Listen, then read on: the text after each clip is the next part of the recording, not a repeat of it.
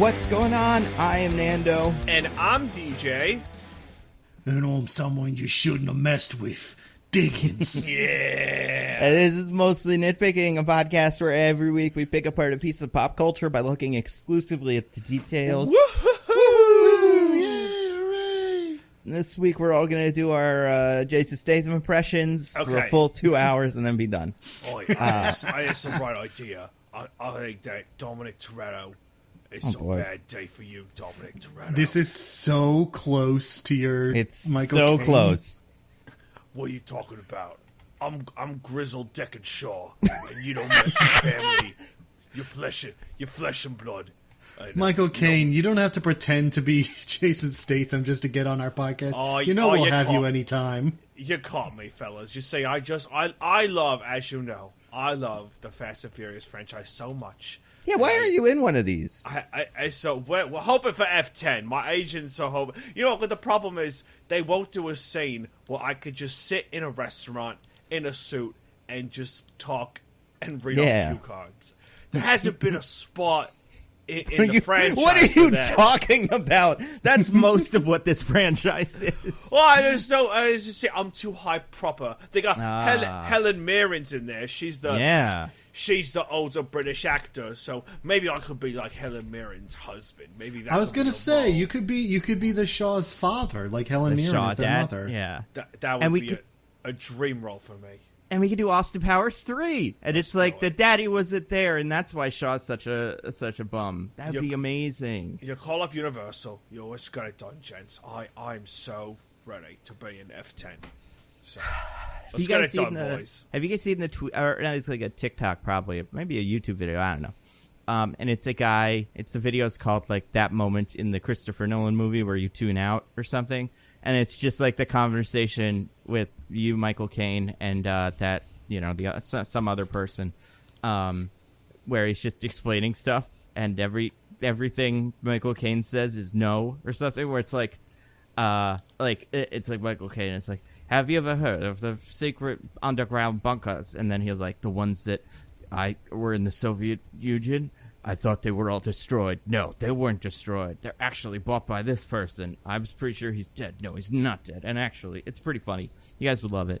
And by you guys, I mean, I don't know about Michael Caine. You might be I kind of find that slightly offensive. But, I can be self-deprecating, so maybe I could have that little watch and have a good chuckle. Yeah. I love getting you in movies like this, where you just don't belong there. Like in the Now You See Me movies where the magicians do crimes. I love that. That's my favorite. Nando will never pass up any opportunity to bring up the Now You See Me movies where magicians do crimes. Shut it. The magicians do crimes, but they're also real magic. It's amazing. You know what's amazing? It's brilliant. For as much as you bring up Now You See Me, I can't believe that it's never been done by the Mostly Nitpicking crew. How come you three have never done it? If you love it so much. I mean, we don't want to offend you mostly because we should probably make fun of you a lot. I could be self-deprecating, and I think I would be fine. I would be honored if you did the Now You See Me franchise. All two of them. Didn't you just say you were offended by bad impressions of you?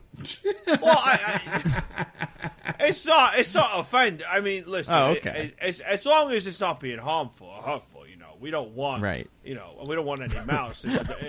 Right. The internet's. The I don't internet's want any of those really TikTok place. comedians punching down at Michael Caine. Oh, You got punched up. Wait, what? Hey, what you think bad on Michael Caine? Michael Caine, this is a pleasure. We will have you on next time you're in a Fast and Furious movie. Maybe you'll be in the 9th one. I don't know. Who knows? Surprise kept. Hey. Yeah. We'll talk after that. Okay. What if like you die or Deckard Shaw dies or something like? What if like Gal Gadot, who died in the last one, we see her death from a different point of view, and she falls out of the plane. And then you get out of the plane and you're like, I'm coming for you, Toretto, or something. And it's just like the endless cycle of Shaw violence. I just said, you gotta break the wheel. So. Classic Michael Caine. All right. Well, thank you for having me on so much. I thank you so much. We're going to talk about Fast and Furious 7 today. Furious 7, excuse me. Yeah, come on. Don't get the extremely I know, straightforward and easy to remember naming convention of this series right. Yeah, right. Do you guys remember how they do like the title for this movie? No, it's like I don't. How they display it. It's great. So Dom and Letty are like driving down that road, and like as they zoom by, like the title comes in behind them. Oh yeah, as they're on their way to the race wars. That's right. Race Wars. I can't believe that's what it's called. I think that's terrific. We invented it. We invented Race Wars, which I think is a retcon. Another retcon to make them seem far more important and big than they were. They clearly were meant to be in the original movies. Also, I remember you guys having said that Race Wars comes back in this one, and even though I had seen this one when it came out, I had no memory of that, and I was like, what big scene am I missing? When did Race Wars come up? Yeah. And it turns out it's because it's not important at all. It's just in the beginning for like 5 seconds and then never comes up again. Hey, we have to understand we have to understand how troubled Letty is. Yeah, she's got a rough past from that time she exploded. And then got better. And everyone called her Ghost Girl, which is very rude. Yeah. Ghost Girl.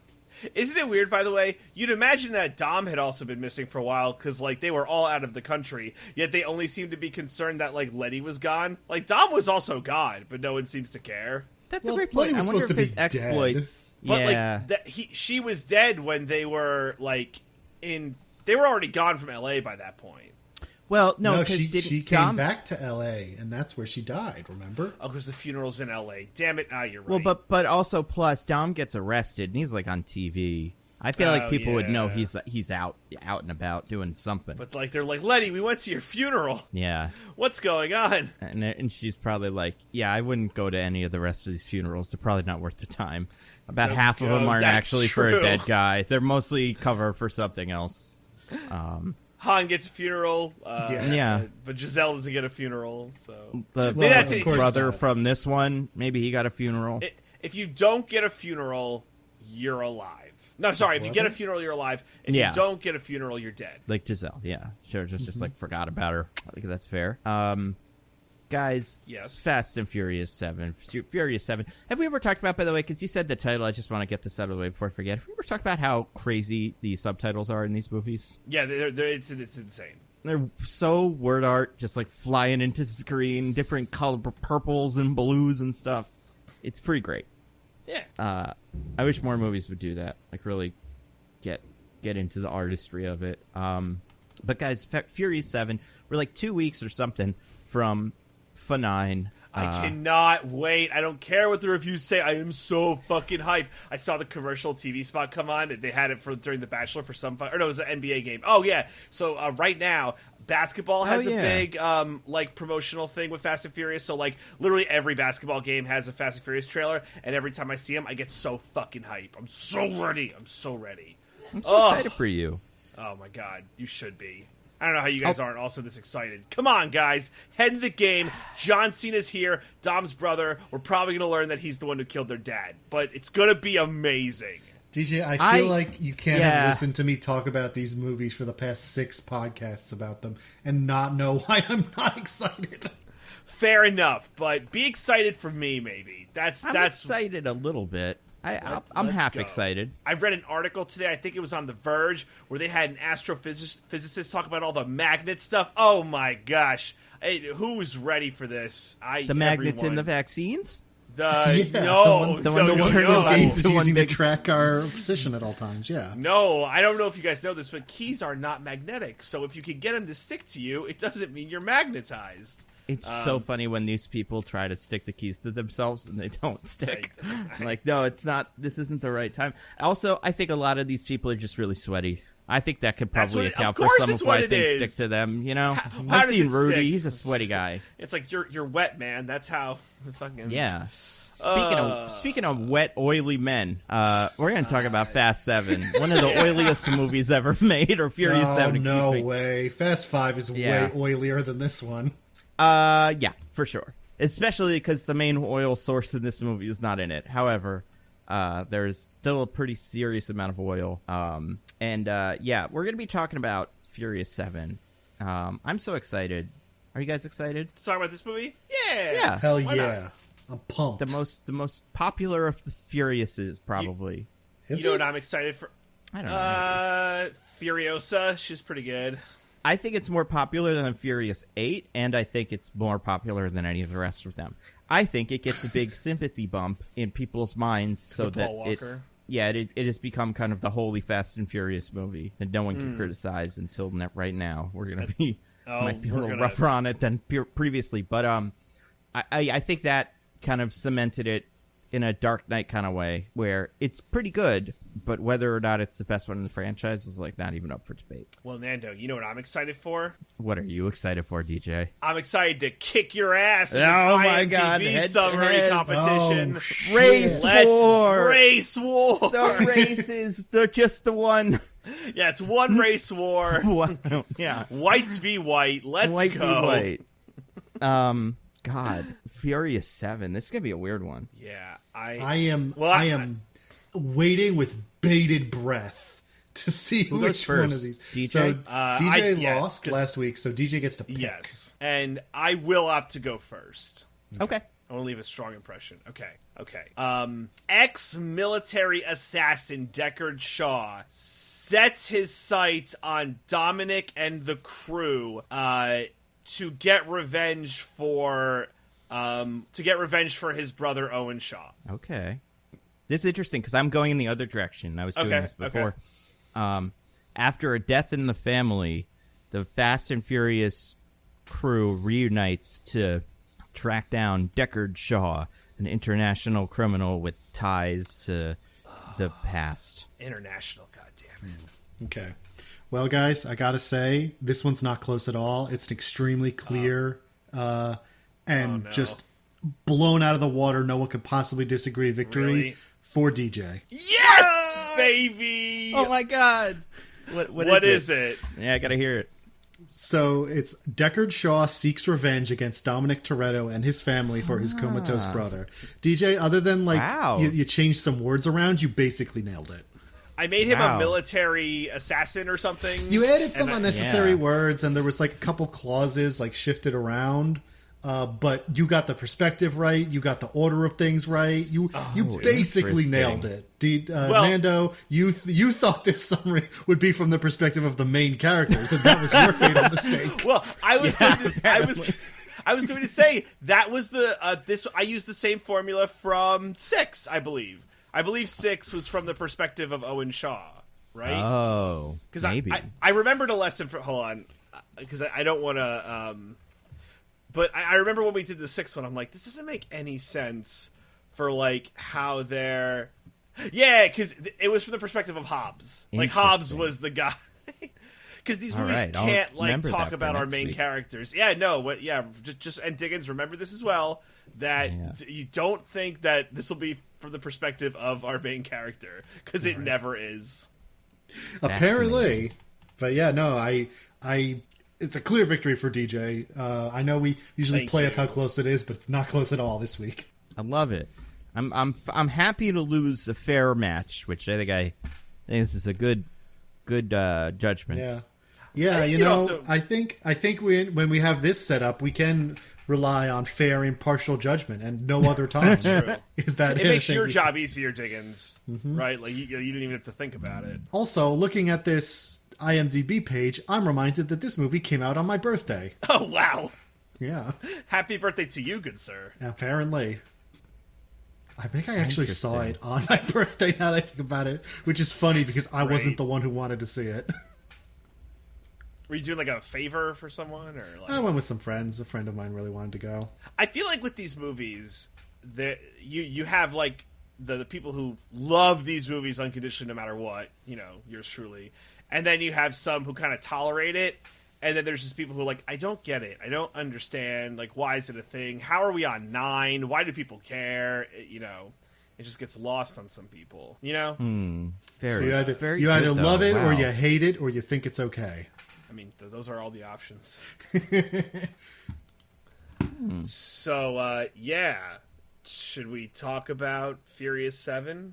I can't wait. Yeah, let's. Well, let's DJ, since you won, you get to go first. What did you think of Furious 7? All right, we're gonna open strong. So while I agree that Furious 7 is not the best movie in the franchise. I still think that honor goes to 6. I think that 7 is the second best in the franchise and my favorite. I like 7 more than 6. I think that there is a lot of glitz and glam in 7 that is just kind of blown up over the top, like with 6. Like, 6 is very gritty in how it goes about. It's like, oh, us versus, like, the big bad guys, and The Rock is, and we're on a manhunt and everything. Whereas 7 is we're kind of just doing things from scene to scene, but we get, like, a lot of, like, quippiness and, like, fun little things with Kurt Russell. And, oh my god, we're in, like, Dubai now. And we just kind of get like all these fun little things going on. And oh my god, look, it's a Ronda Rousey. She's gonna do some flips and kicks and stuff. Oh, remember like Ronda Rousey was relevant, like when this movie came out. If like you are a female wrestler, you do not want to get cast in one of these movies. It does not bode well for you. It's true. It's true. So. Yeah, I just think that this movie brings lots to the table. It is a little too long, and it gets like a little like fetch questy at some points. And I think that while the last scene is good, there's a little bit too much going on. And I think this movie does suffer from The Rock not being in it at certain points, because he is just great. So, yeah, but I love this movie and think it's great. And, yeah, I want you guys to tell me how wrong I am. I'm sorry, how wrong you guys are. Oh, my God. Who goes next, me or Diggins? You can go. All right. I think this movie's all right. It's not my favorite Fast and Furious movie. It's not my least favorite Fast and Furious movie. I think there's some of the action that I like better. I don't know why this is like such a big problem for me, but I do not like I think the aesthetics of this movie are weird. I find this movie, watching 6 and 7 back to back, I find this movie kind of like, it's got a weird like sepia tone all over it, which makes it very hard to like, I don't know, it feels strange. I also think, yeah, I'm with DJ, kind of the family dynamic. I miss The Rock, but also I don't love Deckard Shaw as a villain. I think he is, or Owen Shaw. Wait, which one is this? Deckard. This is Deckard. Yeah. I think he does a lot of things. I think this movie's plot is all over the place in a way that's kind of fun, but not really. And yeah, I think this movie has a lot of interest in hand-to-hand combat as opposed to car combat. And I think the movie kind of suffers. I wish the movie had more cars in it. Shocking. I know. Fair. Like, my favorite character in this movie is Jimon Hansu, who I cannot imagine has any idea what's going on. Is he really? Like, is he really a fair character? I love the perspective of this weird secondary villain that doesn't count, who's just like there, and as all this shit is going on, and like Deckard Shaw shows up in the middle of the forest chase, and he's got to be like, oh right, yeah, he's part of this. Okay, all right, I'll deal with that. But like, I guess that kind of shows what I don't love about it. I think this movie has some fun bits. And I think I understand they had to shoot around how how Paul Walker died, and then like, you know, there's like digitally replaced bits with his brother's like body and his face. Although I think a lot of that is in the beginning of the movie, and I think once you get past that, I feel like it's mostly him, except for the very end, obviously. Yeah, I definitely don't think this is my favorite anywhere. I don't think this is for me anywhere near as fun as 6. Just in terms of like what's the most interesting thing we're doing with the cars.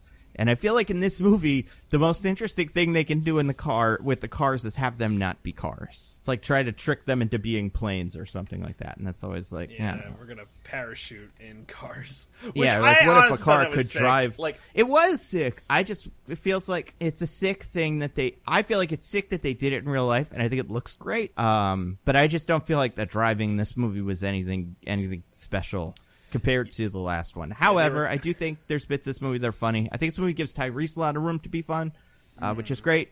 And I think Kurt Russell is bizarre. I love his character. Yeah, I like him. Too, yeah. Him and Jimon Hansu together are kind of my favorite parts of this movie because they don't have anything to do with anything. They're just both kind of there. And I think it's fun. So yeah, all in all, I think this movie's pretty good, but it is, I would say, very in the middle for me in terms of what I like about these movies and don't like about them. Okay. Diggins, what about you? Guys? Yeah. I think this is my favorite Fast and Furious movie. Yes! Oh my goodness. Amazing. Yes! I think We got him. I kind of like this one. Wow. It's not great. It's still dragged down by the two least interesting leads in the world. Also, Nando, I feel like I kind of agree with you that this one doesn't have very much like interesting car stuff. But I think I'm realizing part of why I don't like these movies is I don't think car action scenes are very interesting. So I like that it doesn't have them. Oh, man. Now, I remind me if I'm wrong, Diggins, but didn't we say that at some point we think you would like 7 more, like having seen all of them? Was that ever anything that we kind of like told you? I had said that I was hoping I would understand this series better going back and watching all the old ones. I've already determined that that is not true. I don't. The series just pretends it has this backstory that it does not have. It loves to do that. Yeah, it's true. But it only gets worse too. And when we get to 8 and probably 9, where they just like write these movies backwards. Oh yeah. Wait till all the stuff with Tom's brother. That just won't be true. Oh, I cannot wait. But I think there is one important perspective that I have gotten on this movie since the first time I watched it. Okay. Which, to be clear, this is the second Fast and Furious movie I ever watched. 5 is the first I ever watched. This is the second. So when I originally went in, all I had to go off with 5. And having watched the 6 previous ones, and then watching this one again, I realized what I was missing, which is that Deckard Shaw is the first time any villain in this series has ever been remotely cool or interesting or good. Oh my god. That is just such a huge boast to this movie. I love Deckard Shaw. He rules. You are so right, Diggins. Out of your are mind. So right. No, he's so He's right. easily the best part of this movie. Furious 7 is a reverse Marvel movie where it has this incredibly charming and dynamic and fun to watch villain that's let down by the blandest, least interesting hero in the world. Oh my god. Deckard Shaw is so correct. So I remember you saying something to this effect last week. Well, you were talking about Owen Shaw. And I was talking about how much Owen Shaw sucks, because he does. I think they're pretty much the same guy. Like, I don't see any material difference between them besides a better scowl. But, like, there's just, like, he just, you know, he has a little bit more presence as an actor. But besides that, I don't think there's that much to this character. This kind of character is nothing but presence. So the fact that Jason Statham has it and whoever played Owen Shaw doesn't makes all the difference in the world. Can I give something, whatever. That's Luke Gaston, whatever. I don't know. Can I give a clear example? I think of a juxtaposition is in Fast 6 or Fast and Furious, whatever the fucking name is. All you get from Owen Shaw is like he you know, stares down Dom in the parking lot, and it's like, Letty's mine. There's nothing you could do. Walk away. Oh my and you'll God. get your family. And it's just, it's that. And when he talks to Letty, do you know him? All right. She said he's just saying exposition in a British accent, which, you know, whatever. Maybe he's tricking some kind of villainness. But, like, in this movie, I get a full buy-in with, like, Jason Statham in a warehouse eating a steak dinner with wine and a grenade. That ruled. Monologuing. And it's such a sick villain play. Again, like, maybe Deckard Shaw is, like, written better, but it totally works with Jason Statham. The intro, the very first scene of this movie where he's, like, giving this big, dumb speech to his brother, which he brought props for. And then he walks out and he, like, destroyed this hospital to go talk to him for no reason at all. It's so fucking good. I love him in this. Yeah, man. We'll get into it. I think I agree that Deckard Shaw has more stuff to do and, like, be fun and stuff. I just feel like Owen Shaw does more interesting things. I feel like everything Deckard Shaw does, he just, like, shows up and does a little bit of a race, but doesn't, like, it's boring. Are you sure you're not confusing the two? I really no. think I feel like Deckard Shaw. Owen Shaw fucking steals a tank in a plane, and also has the flippy rail cars and stuff. Incredible. No, it was cool. It was cool, and this guy just like has cars that he drives around sometimes, and sometimes he doesn't, and it's like he does little sword fights. Like again, I think part of it is like our differences seem to rely on how much we prefer cars to hand-to-hand combat in these movies. And I just prefer car stuff. And I think Owen Shaw... If Deckard Shaw and Owen Shaw switched movies, and they wrote Deckard Shaw like they write Deckard Shaw in this, then I think Fast 6 would probably also be my favorite, and I would like Deckard Shaw better. But I think it'd be because he stole a tank and not because he eats steak. I feel Yeah, it's tough. I feel the thing with Deckard, though, that sets him apart is that he is put into this universe, and the movie just says, yeah, this guy, we're just, he's not going to buy into all, like, the nonsense. Because even Owen Shaw, I feel like, by stealing the tank and by doing the shit with the airplane, and the dumb thing in the NATO, building where, that Dickens pointed out, it's like, wait, if they just kept him in the cell, they would never know to kill Jordana Brewster. So, and he's just kind of like one of those like standard villains. Whereas Deckard Shaw, he's like, oh, I don't play by your rules, and he gets ready to shoot Dom instead of like having a fisty hand-to-hand fight with him. He's like, you thought this was gonna be a street fight, which the payback later is just amazing. But you can tell DJ grew up in the UK because he almost referred to a fist fight the way they do there, which is as a fisty punchy. Of fisticuffs? Yeah. I'm a fisty punchy, Ian. Yeah. It's better. Look, it's just, I think it's better. There's no moment where I don't think that Deckard Shaw has his eye on the ball, and it happens all the time with Owen Shaw in 6. So my problem with Deckard Shaw is just that every time he does something interesting, he has to physically get out of his car. And it's like, we'll put him in a fucking Marvel movie then. I don't need to see him in a Fast and Furious movie. These movies are about cars. Interesting. Are they though? Are they anymore? They should be. They start like that way. at their best at 6, which I think is their the highest level of Fast and Furiousing, where they're chasing a tank. It's like they're fighting a car with the ultimate car, and like which car group will win. So I don't know. I think there's something here, but I think it strays from Fast and Furious into like generic action kind of Expendables-y movie. And I think that's also part of the movie, part of 7's problem for me. And I think the sepia tone filter that exists on it and browns it up helps to kind of show that this is like approaching a more generic Hollywood action movie that is just like whatever, like a, Skyscraper or any movie starring big, strong muscle men. Than a Fast and Furious movie. So much so that I feel like a lot of the characters just kind of don't do anything. And what they do is the family members, I feel like in this movie also feel pretty like muted and interchangeable a lot of the time, which I enjoy the dynamic of them in 6 the most, maybe. But I don't want to interrupt too much. Diggins, what else? What other thoughts do you have about this one? I mean, I still don't love it. I don't think it's like great. The extended car action scenes I find mostly boring. What else? I had other things. Vin Diesel and Paul Walker are still terribly uninteresting to me. Oh my God. And this movie, as you said, apparently gets worse. Does a lot of backfilling of like, oh, we did important, meaningful things in the past that you never heard about, and here they are. Yeah, it's obsessed with that.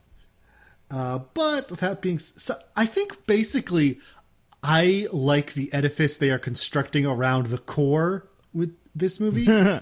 I like Kurt Russell as Mr. Nobody. I like The Rock. I think he is really pulling off, like when he like flexes off his cast, pulls a minigun off of a drone and starts walking around with it. Yes. The shit rules. Oh my God. I like Deckard Shaw and his like ridiculous over the top villain stuff. I like all of this super over-the-top edifice they are building on the core of movies I don't like very much. So, well, it is funny because it's almost like these are Fast and Furious. It's almost like a Fast and Furious 6 is happening, and Djimon Hounsou is the bad guy. And it's like, that's what Fast and Furious 7 is, where it's like, we did it again, but instead it's some sort of warlord who wants to steal a magic drone thingy to, like, target people, whatever. And then every so often, whatever car action sequence or like whatever you'd expect from these movies is going on, Deckard Shaw just shows up and interrupts it to do his like little John Wick movie that's taking place in the background or like kind of parallel to the normal Fast and Furious movie. And I think the thing that bugs me about it a little bit more is like, I'm down for the car stuff. Although, Yeah, see, and like that's fucking, that's the Deckard difference Shaw- between you and me. My favorite parts of this scene is when Deckard Shaw shows up and throws a wrench in the gears. I love that. He literally throws a big old giant wrench. Well, actually, he doesn't throw a wrench. He throws a spike of car or something. What is his weapon? It's part of the car, which Yeah, is just weird. a big old metal thing. So this movie, yeah, it's fun. It's great. Who has the best? Which returning cast member do you guys like the best in this thing? That's tough because I feel like they're all kind of spread out. Like you said, like Roman's gets a lot better. I feel like Tej has way less to do. Yeah, that's tough because like Dom does like not carry, but he's like the face of like a lot of this movie because in 5 and 6, right? It's they're in the HQ and it's Tej, you're up, Roman, you're up, so and so you're up, but that's not the case here. It's it's kind of like we're kind of being ferried around as we go from location to location. And we're all, it's either everyone's in the room with Dom or it's Dom by himself. They're never there without Dom. So that's tough. I realize I didn't answer your question, but so Dom? That's a good answer. Dom. Yeah, thanks. Yeah, Not Dom. Tej, I guess, is your answer. Not Tej Tej, is interesting because he does get a girlfriend kind of that completely makes him redundant. Takes away his entire role. Yeah, they had to make him suddenly good at punching in this one so he wasn't totally useless. Yeah, imagine if there was like a funny like girl counterpart who came to the team and Roman would be like, whoa, whoa, whoa, whoa. That would be Oh my so God. good. Oh, I would love that. Every time when Roman says the line double alpha, I lose my shit. Wait, put Tiffany Haddish in the next one, and she is the funny girl, and then Tej and Roman are just out of jobs. Yeah. I think you could, like, what about you, Dingens? Who's your favorite returning cast member? We'll talk about new cast members, but who do you think works the best in this movie? I mean, I agree with TJ where it's like, they kind of all have nothing to do besides Dom and kind of Brian, neither of whom I like. So I guess Tyrese, just because he continues to be funny and I enjoy his scenes. He doesn't really do much and doesn't have many of them, but he has the planning scene, I guess, and the double alpha thing. That's pretty funny. So yeah, I guess Tyrese by default. Yeah, I And feel like this. The birthday scene he gets, which is pretty funny. Oh my God, it's your birthday? When they're in the tower. Yeah. Like, that's really good. And this movie gets, like, figures out what Tyrese's deal is, but him being the guy that doesn't want to do the thing and, like, doesn't want to jump his car out of the thing is kind of fun. Him recapping all the movies so far was great. Yeah, he has to do that every movie, like the scene with fucking Olaf now. Like, we just have to have that scene, which is great. But yeah, I definitely think we should get a like female version of his character and just have a movie where him and Ludacris just like sit in the corner and play tiddlywinks while the rest of the crew. So instead of Hobbs and Shaw, we'll do Tej and Roman. Like, I that'll mean, be a I funny think little... that's an actual fucking buddy cop movie because they're different, because they're not the same guy. Yeah, right. That's my biggest problem with Hobbs and Shaw is they aren't even in these movies, but they make Hobbs and Shaw, and it's like, what if they were the same guy though? What if they were both kind of nice? And it's just so dumb. But I think this movie, I agree. I think there's some fun Tyrese bits in here.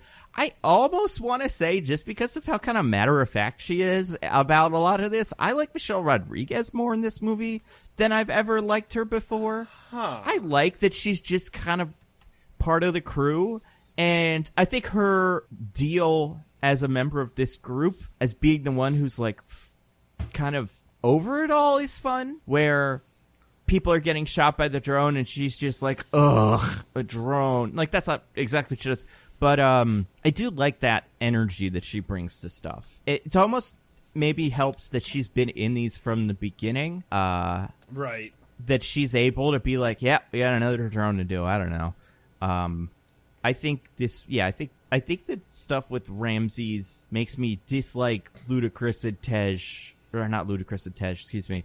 Ludacris and Tyrese a little bit more, just because it's just all they do. Like, and I think it's weird having Ludacris join in it. I like it when Tyrese is doing it, but it feels a little weird when almost want Ludacris to, I don't know, be above it, but I guess a rising Tyrese tide lifts all boats. His libido knows no bounds. I kind of got, ever since you mentioned it as a possibility, I kind of really want Tej and Roman spin-off buddy cop movie. I feel like that would actually, man, if you remove the shackle, if you remove the weight that is Vin Diesel from their necks and let them have their own movie like this, I think it would be fantastic. Yeah, Mr. Personality, Mr. Tech, like they both think they're singers in real life. That would be kind of fun. they could do music for the movie. Like it's just a ball. And I think like I say this in one of my videos, like I think the ideal pairing for one of these that we almost had but couldn't because they hate each other is The Rock and Tyrese. That as a buddy cop movie would be super fun to me. Yeah, it's true. But I would take a Tej and Tyrese for sure. Not Tej. They have all their names. They have millions of names. I would take a Ludacris and Tyrese movie or Tej and Roman. That feels like a movie that could exist. Is his full name Tej? Yeah. I don't know. That's what they call him. They call him Tej. They do call him Tej. I wonder if he has like a longer name that might be more of a poster name. Because Tej and Roman. Well, it's like Dominic Toretto is Dom, right? So. Yeah. And I guess like Hobbs and Shaw. Yeah, I don't know. But who do you guys like the most? Who's your favorite returning character? Or new character, excuse me. I was going to say, we just did with that. Let's do it again, though. You all got it wrong. Let's try again. The answer is Mia. No, she's fine. But who's your favorite new character? Deckard Shaw. Is it, though? Yeah, Deckard Shaw, 100% best part of this movie. More than, like, Mr. Nobody? He's great. He's my second. So fun in this. He is good. I like him too. Bucket of Coronas. Deckard Shaw is the most dynamic and interesting character in the movie. I agree that he is fun. I think that is true. I do think there's something about Mr. Nobody where he is this weird like fan insert character / like Kurt Russell wish fulfillment character where like he gets to show up and be like, this is a Fast and Furious movie. Let's do a Roman plan. Parachute. That sounds fun. And he enables the only parts of this movie that I actually kind of like. I do love when he fucking just dies and doesn't die. Right? He's like, I'm dead, but no.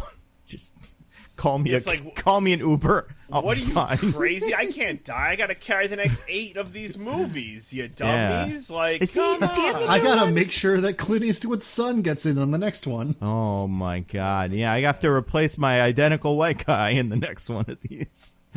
I have some sort of curse that I have to fulfill with the movie gods where I have to keep introducing charismaless white men to just, like, stand around. But, yeah, is he in 9? I don't remember. I'm not sure. I hope so. I do think this is the vibe I want from him in every movie he's in, except for like Guardians of the Galaxy. But when he's doing like his like Santa Claus movies, I want this. Just like 2 guns, fucking sunglasses inside, just That's really what I thought those movies were. parody. I thought they were like Kurt Russell action star from the 80s. And I was for that. So much fun. Yeah. All right, so let's talk about the story of this movie. Oh, sorry.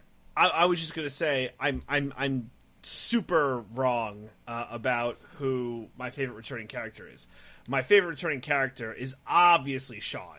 Like what was I thinking? Oh yeah, Sean, the now character. Like 40-year-old high school student. What is it? It's crazy that they don't show us the race between him and Dom. It's like, hey, what's the race? Smash cut, no race. I would love to see him just absolutely get bodied by, like, I would love to see a turn where he really, like, the first part of the race is a drifty turn and he nails it, and then Dom just shoots off into a straightaway that's the rest of the race and wins. And he's like, oh my God, you guys put nitrous oxide in your cars. That's amazing. I kind of want Dom to like ramp off the top of the parking garage, like hit a helicopter in midair, and then bounce off it back into the bottom level of the parking garage, and that's how he wins. Yeah. Sean's like, damn, you try fancy. Yeah. That's a good car you got there. I guess we can talk about this when we're going over the movie, but just as a little placeholder or like little tease, remember at the end of Tokyo Drift, allegedly someone was driving all over Asia to get to Sean. So apparently that happens in the course of this movie. Which And I have that's questions about the timeline. Vin of this Diesel? movie. Yeah. Like, why? To get to... So in Tokyo Drift, at the end, it's like someone's been driving all over Asia to get to you. And then we see Dom is like one who's trying... Yeah. Why? Well, it's because Han died yesterday, and he knows who Han is, and he knows where that happened. I know, Can he just not make a call? No, you guys, you see, the thing is that Vin Diesel will never get on a plane. Dom refuses to get on planes. He drives everywhere. So when they say he's driving all over Asia, they mean literally he drove through Asia to get here. I do like the idea that because he doesn't drive. He won't get on a plane, but if his car gets on a plane, that's fine. So he will sit in his car on a plane and just turn the steering wheel as the plane turns, like Maggie in The Simpsons. No, this is really me driving this plane. What is the movie about, though, guys? Because we talked about, like, last week, as we see for the second or third time in these movies, Han exploded, but it actually turned out that it was Deckard Shaw, a.k.a. Jason Statham, doing revenge. And then this movie starts with that speech you said, which is very fun. I assumed Owen Shaw was dead in that moment. Yeah. Because the hospital he's in exploded. They definitely make him be alive, so, you know... He will survive. He's like, take care of my brother, or I'm coming after you next. Yeah. Which is, and then, that's such a good... But when he gets up and starts walking out, it's revealed there were nurses cowering in the corner while he was giving this stupid speech. It's so good. Yeah. Well, and also, so he leaves the hospital, and, like, there's SWAT team guys everywhere who he just, like, fucking destroyed.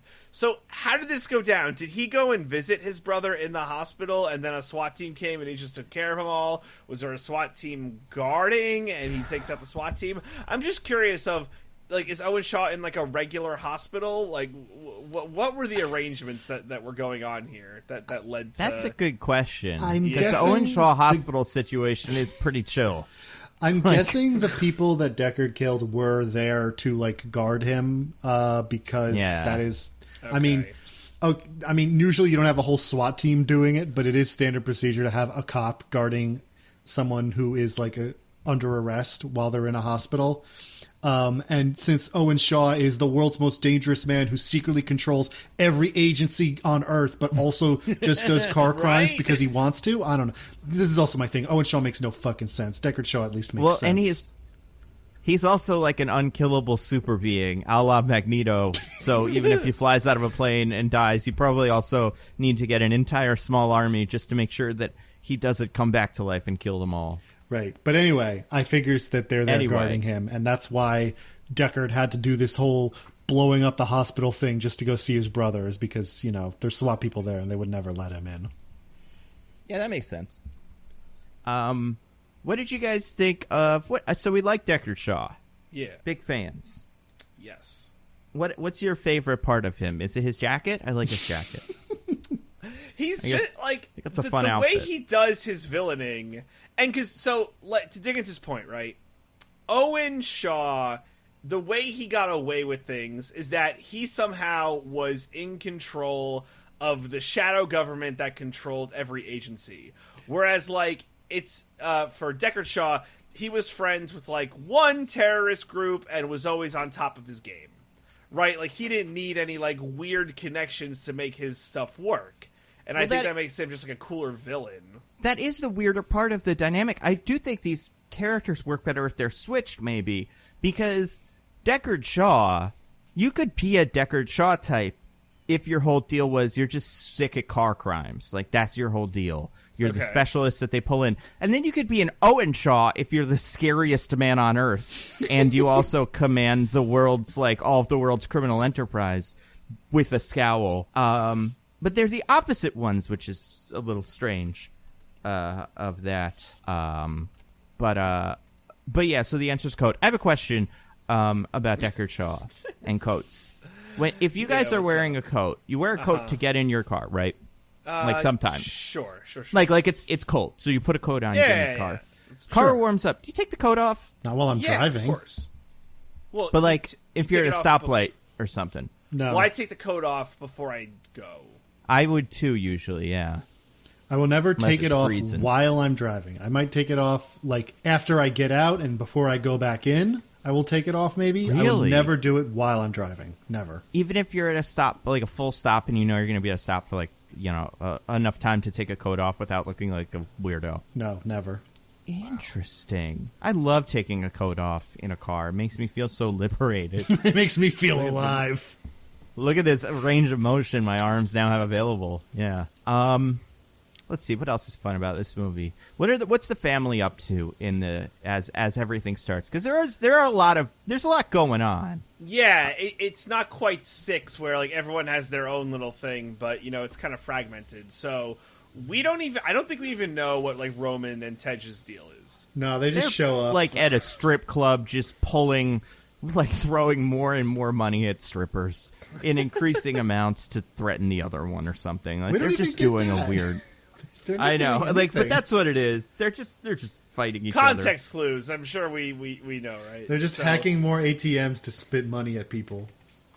Yeah. So Brian is, getting used to dad life, and Mia goes to Dom. He misses the bullets so much. He just misses putting his life in danger, and he wants to do it so badly. He just wants to die, I think. Brian has some weird death wish, and Dom's like, yeah, it's fine. He'll grow out of it. Pretty strange. Right? That's what Brian's struggle had to be. And it's crazy because it never comes up. Like, what solves Brian's itch? They have to go do a save the world again? That's like the deal. It's, there's no resolution to that, to Brian's existential crisis. So yeah, well, it's weird.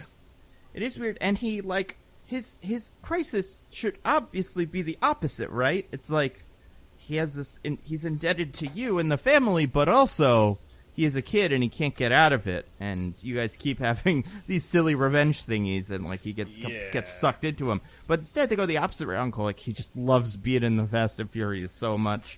I hope he gives up what he loves for me and the family, and I just don't.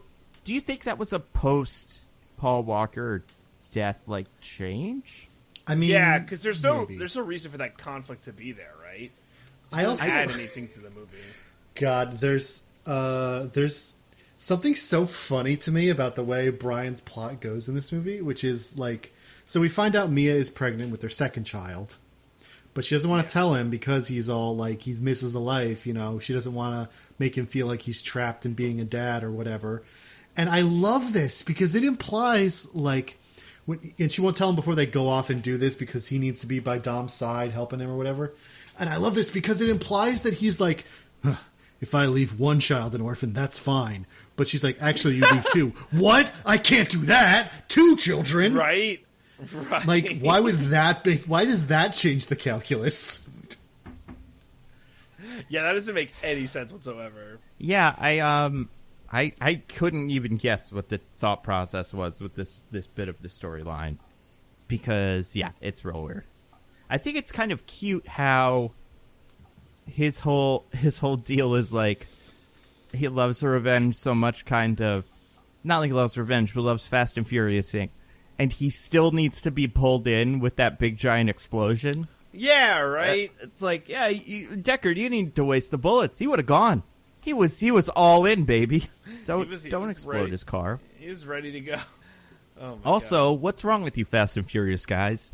I would expect the car would be the safest place in the Fast and Furious household. Well, it was. That's why their son was totally fine, because he was in a car, and as the nephew of Dominic Toretto, the Lord of the Cars, who has a sacred pact no car can ever hurt him, he was totally fine after that explosion. Didn't have a scratch on him. That's a great point. Never mind. This movie is good. I changed my mind. Then we also get, what's Dom up to? Right, race horsing. That's fun. Right, he's race horsing with Letty, who has amnesia, and she's trapped in the relationship because she's not trapped. She's like, I She's can't be pretty invisible. much trapped. Like, Yeah, it's a little. She- I don't know. She gets out. She's like, I can't do this, and she leaves him. yeah, no, I mean, it's a did weird not- situation. I did not read that as what was happening. I read that as her being like, "Man, I need to go spend some time alone." Not like I'm breaking up with you. Oh, see, I read that as I'm breaking up with you because this relationship doesn't make sense. Because it doesn't. No, it does not. I mean, it's not that it does. It's just kind of creepy. It's creepy for you to lose your memory and a man to go, "We were together for however many years, and I would like to date you again, like we were dating." Like, it's weird. Trust me, sweetie, we used to be really in love. This is a normal thing with us. Like, yeah, I would get if they hung out and he, like, kept trying to make something happen. Like not like kept trying to, but like was like clearly into her, and she was like, I don't know what the deal is with him. But it is like he's like, we are destined to be together, and so, you know, you figure that out on your end. I'm gonna go drive around this desert until you're in love with me again. Yeah. And it works. It works real good. And then, yeah, nobody else is doing anything. They're all just sitting, waiting by the phone for the next revenge. And then Deckard Shaw shows up and starts offing dudes. Yeah, so he starts with Han, which interesting choice. Super interesting choice. Like, Right. as if that is anybody, like, he is the least responsible for everything that happened, I feel like. Do you think his logic was, well, Han is the furthest away? Well, actually, this is crazy. He's in L.A. because he steals the info from Hobbs, which we can talk about. So That's right, yeah. he steals the family's info from Hobbs. He's already in L.A., which means he can take care of the family in L.A. He instead decides to fly to Japan, take out Han, mail a package back to L.A., call L.A. from Japan, and initiate, like, the war. Yeah, I'd like to believe that he was like, he almost has like a, like, fourth wall breaking clairvoyance where he's like, let's see, which characters are dead. Oh, Han, I can have done that. I'll start in Japan. Like, he's just, you know, he's right up there with the writers. And he's like, and The Rock doesn't want to be in these this week because he's doing Rampage or something, so I'll very kindly kill him. And his partner, who has no business being in any of these anymore. But she's And, I do...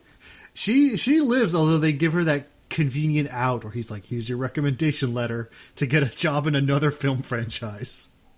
Yeah, just you wait, Diggins. Just you wait. I would say the highlights for this movie for me are the fight scenes. They're good fight scenes. The They are fights good between fight The scenes. Rock and not The Rock, excuse me, The Rock and That's Jason Statham is great. Yeah, where they're like yeah. flipping each other around and shit. Very cool. I have to say that this movie does it. Well, not this movie, but this movie continues the grand old tradition of, if you land on a car from 10 stories up, you might as well land on a big fluffy mattress. You know how firefighters have like the big inflatable like giant beds Yeah. you could land on if you got to jump out of a building. Or Why that don't big they just trampoline use- that 15 of them Yeah. carry and like waddle around with. Yeah. Why don't they use cars? Like, wouldn't that be easier just to bring out a bunch of cars for people to land on? It's I mean, just as The safe. thing is, it only works like that if you're Dominic Toretto, Lord of the Cars, who has a sacred pact that no car can ever hurt But him. Now, Hobbs and- Hobbs, yeah. because of his proximity to Dom, because Yeah. they have their sacred oath of brotherhood, he has extended some of that protection. He is still quite Okay, injured by okay. this fall, but much less than he Yeah. should have been. And Dom would Well, he have should be bounced off dead. of the car and then ran to find what's his name. Like, it Yeah. would have been fun. he would have like bounced off and landed on his feet. Yeah. And then what's her Elsa Pataki, Elena. Yeah. Yeah. She is her blow is cushioned by the rippling muscles of the Rock, and that's why she's Right. okay. Well, also, she spent a lot of time with Vin Diesel in bed, maybe. So That's Oh, true. yes, she we saw- also has we some of saw his... them in bed with strategically placed covers. Yeah.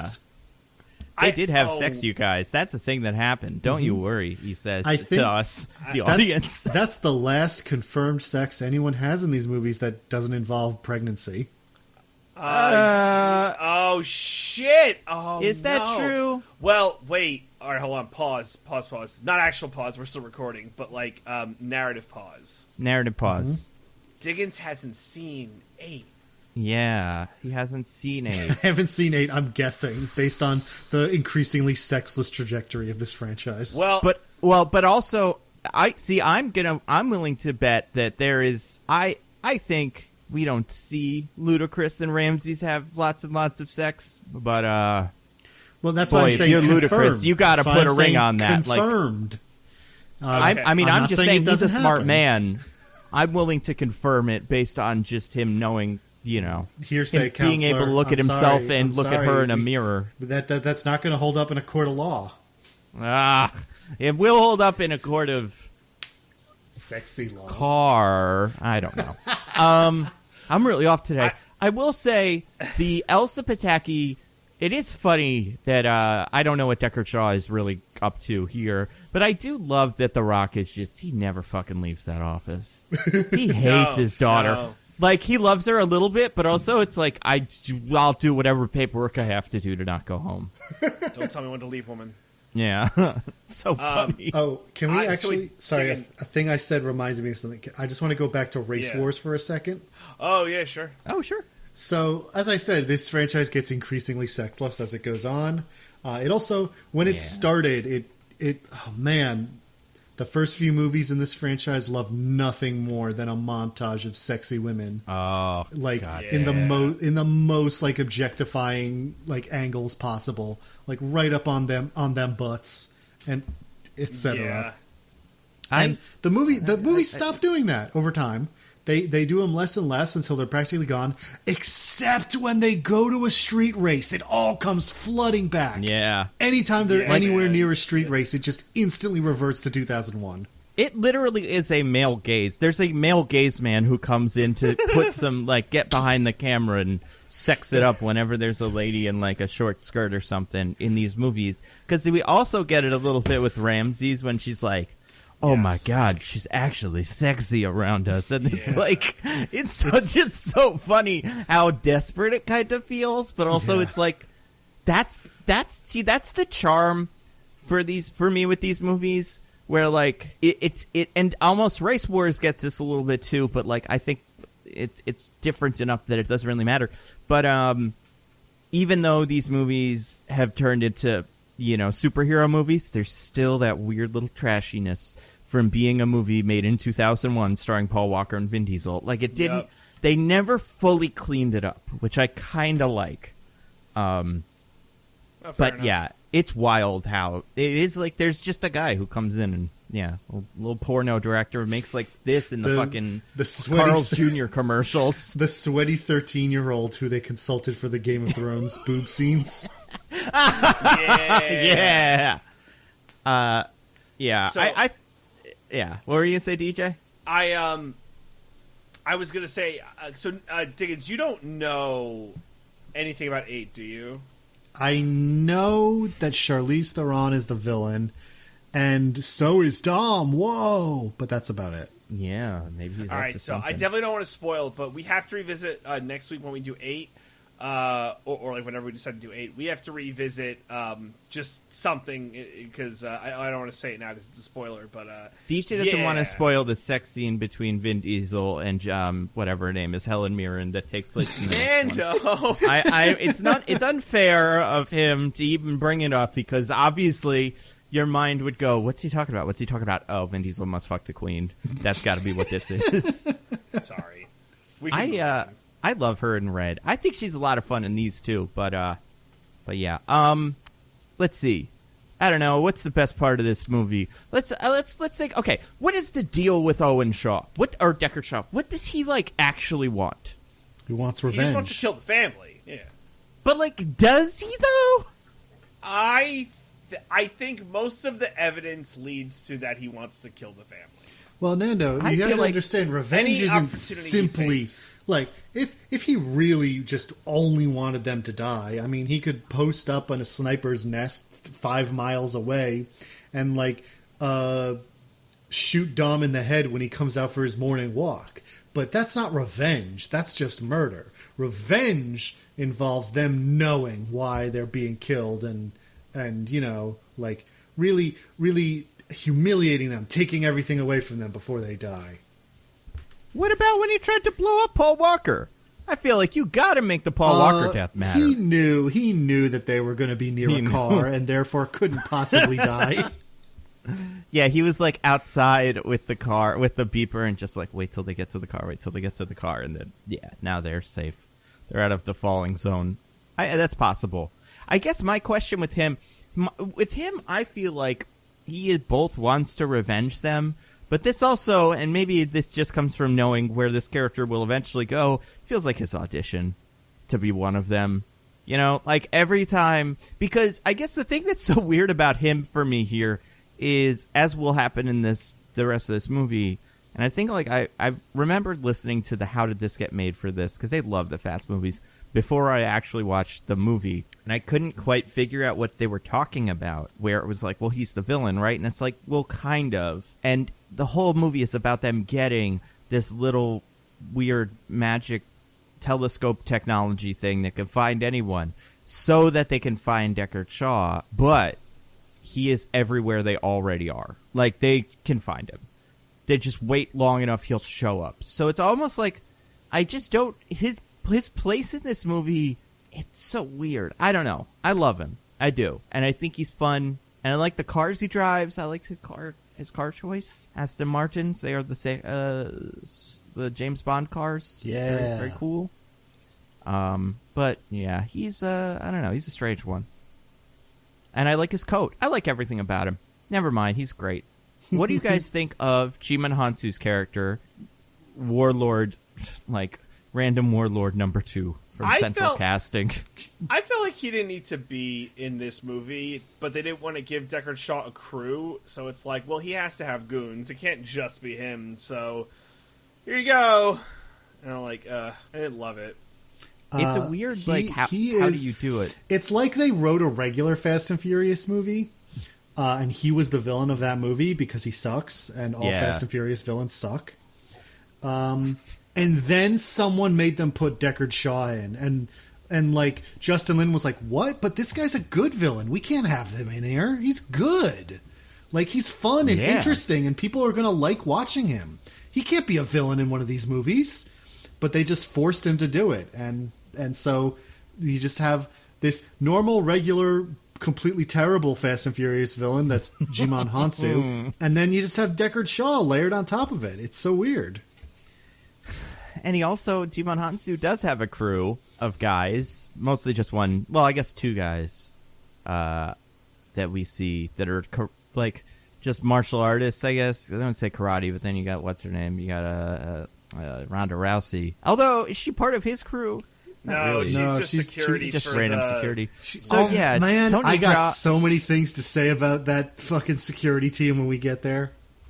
Oh, wait. So what's the other guy that's the actual martial artist? Is that Tony Jaa in this one? I can't remember. Yes, it is. Okay.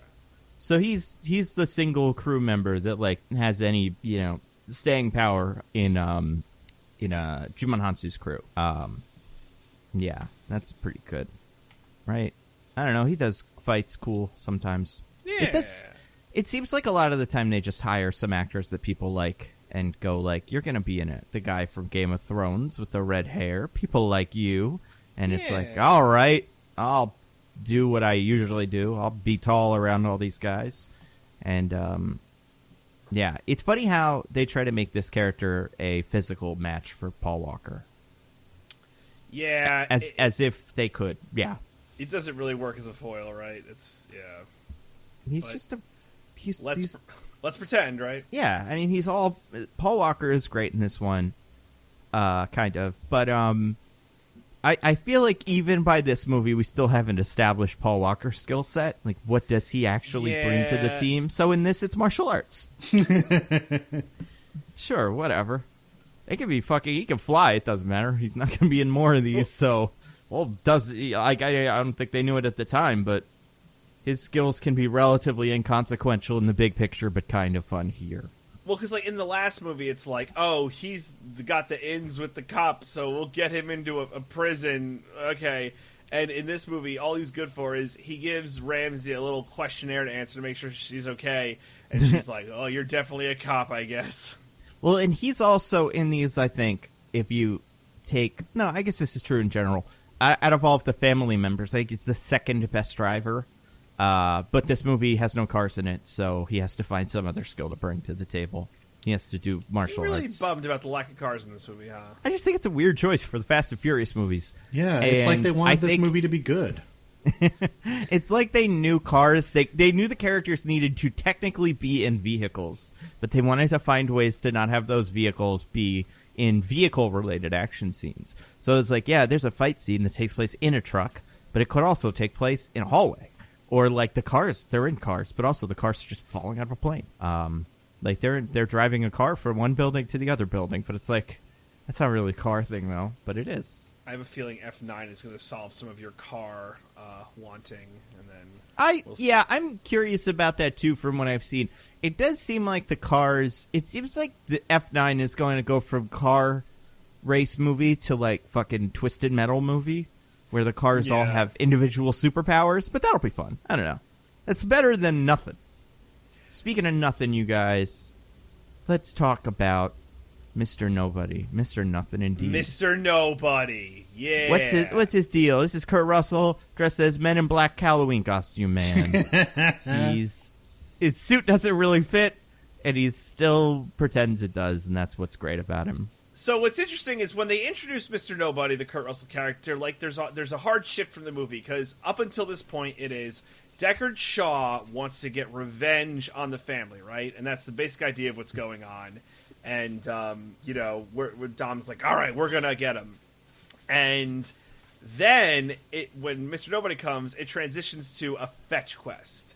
So he, like, works for the government or something like that. He's like, there's a war between shadows going on that you accidentally entered when you were in London. And now you're in the middle of it, and let's go.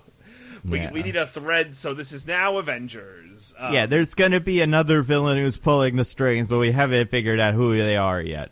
So you'll get that in the next one, but for now, shadows.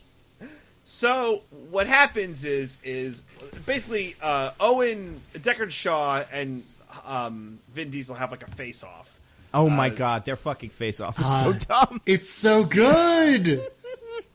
I mean, I'm not saying it's bad in being dumb. No, I think know. It's dumbness is what makes it fun. I agree with you. But it's fucking extremely stupid. It's fucking dumb.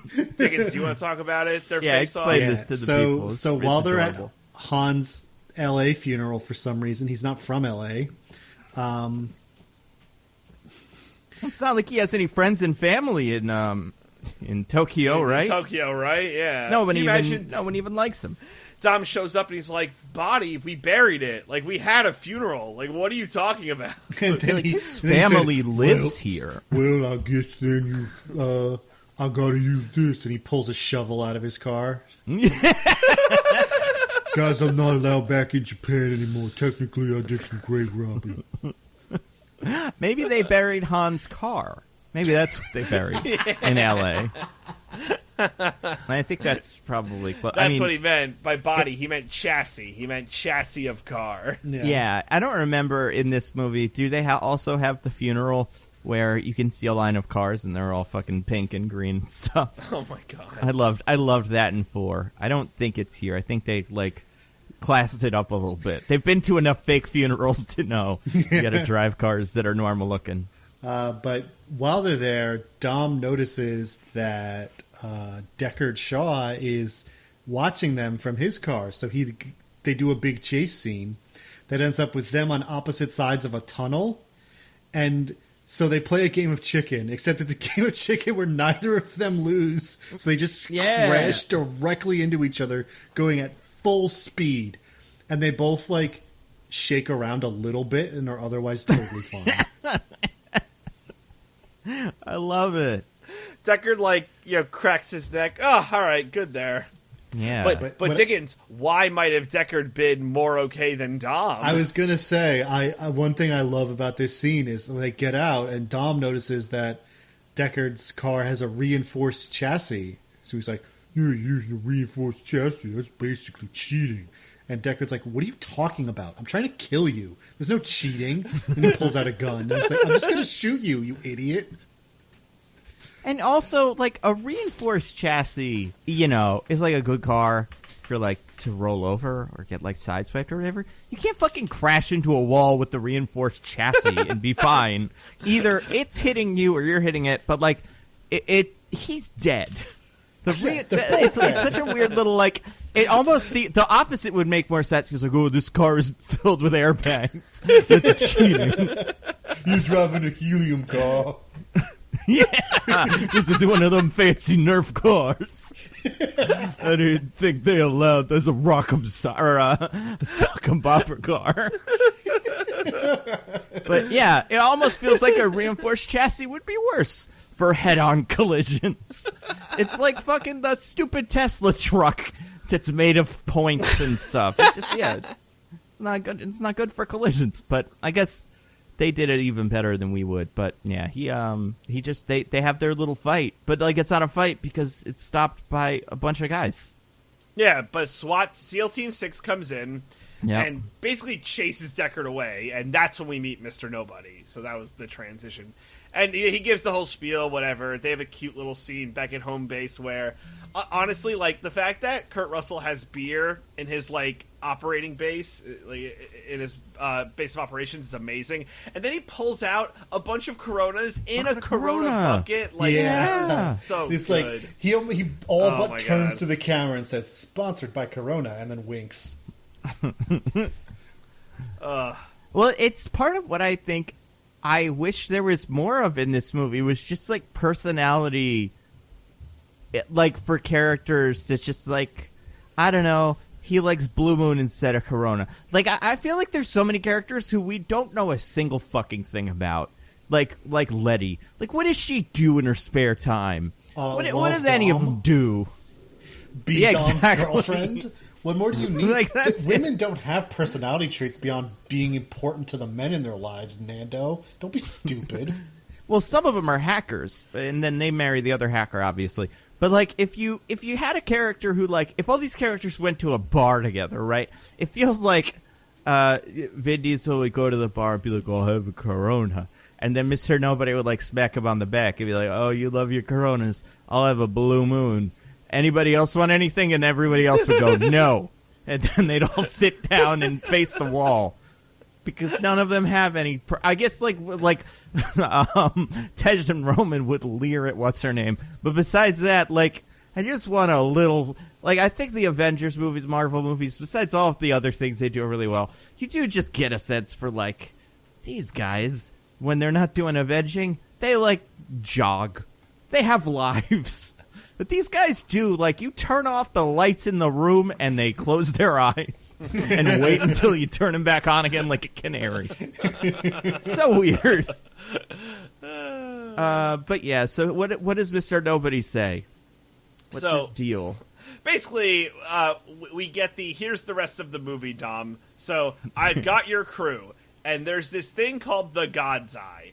And it's basically just Skynet, where we can spy on everybody. We could have found Osama bin Laden in 2 seconds if we had this thing. So, just great thing to have.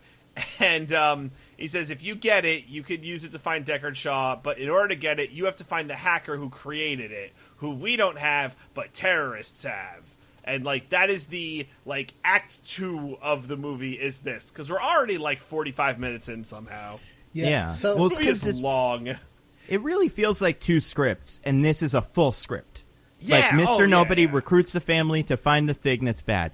And then there's also a script that's pretty much John Wick with Jason Statham, and that script is smushed into this one every couple of minutes. Yeah, it's fair.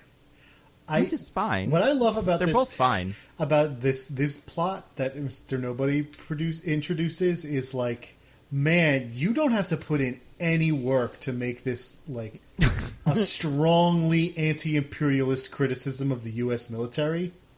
Except just nobody Right? thinks of it that Right? way. Everyone just accepts everything they say uncritically.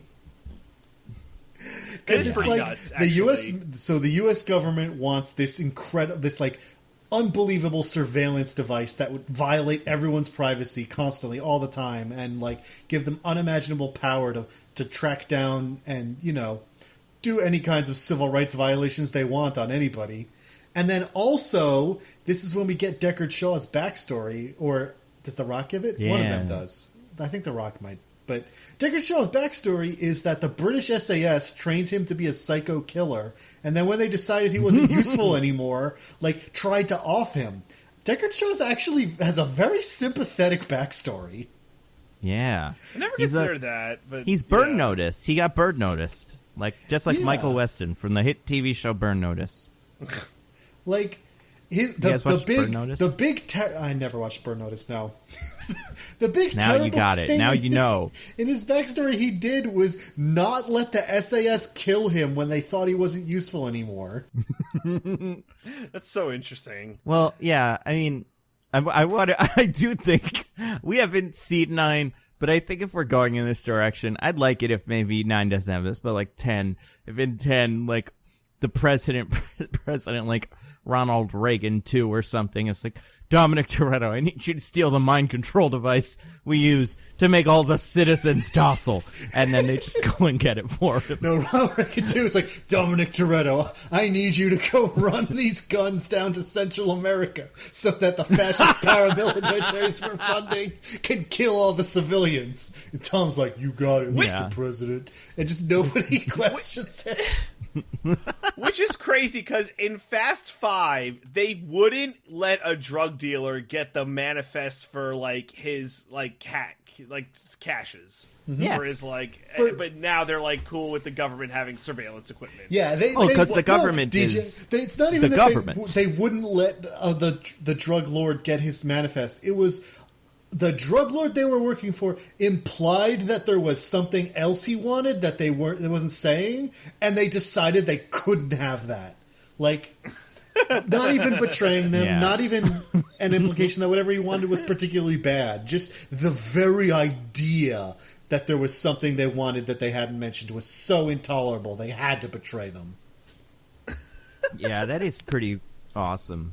The character changes just like Whiplash. Yeah, and now we get like the government wants a super surveillance device. Okay, I guess because it serves their ends because they need to find. It's the only way they can find Shaw because that's how they justify it. The only way to find Shaw would be with God's Eye. I don't know, guys. I'm starting to think that Deckard Shaw's the hero of this movie and the crew are the bad guys. I think you're right. Like, you're right, except for that his brother is an asshole, and all the reasons that he wants to kill all the family is stupid. But if he can get over that, everything he does is fine. He destroyed a hospital and tried to blow up Brian and his family. Like, there's some shady shit going on. Brian's a cop. But DJ, this is a Hollywood movie, and if Hollywood movies have taught me anything, it's that literally anything is morally justifiable if it's for revenge. Yeah. I'm saluting the Hollywood movies right now. Yeah, thank you, Hollywood. You're the best. Now, I forget, do we know this yet, what Mr. Nobody's deal is? Is he supposed to be like Nick Fury, kind of? I don't think we really learn until 8. Okay. Yeah, we get more on him. He's basically like, I'm from an unspecified government agency. Here's the God's Eye. Give me that and you can have Shaw.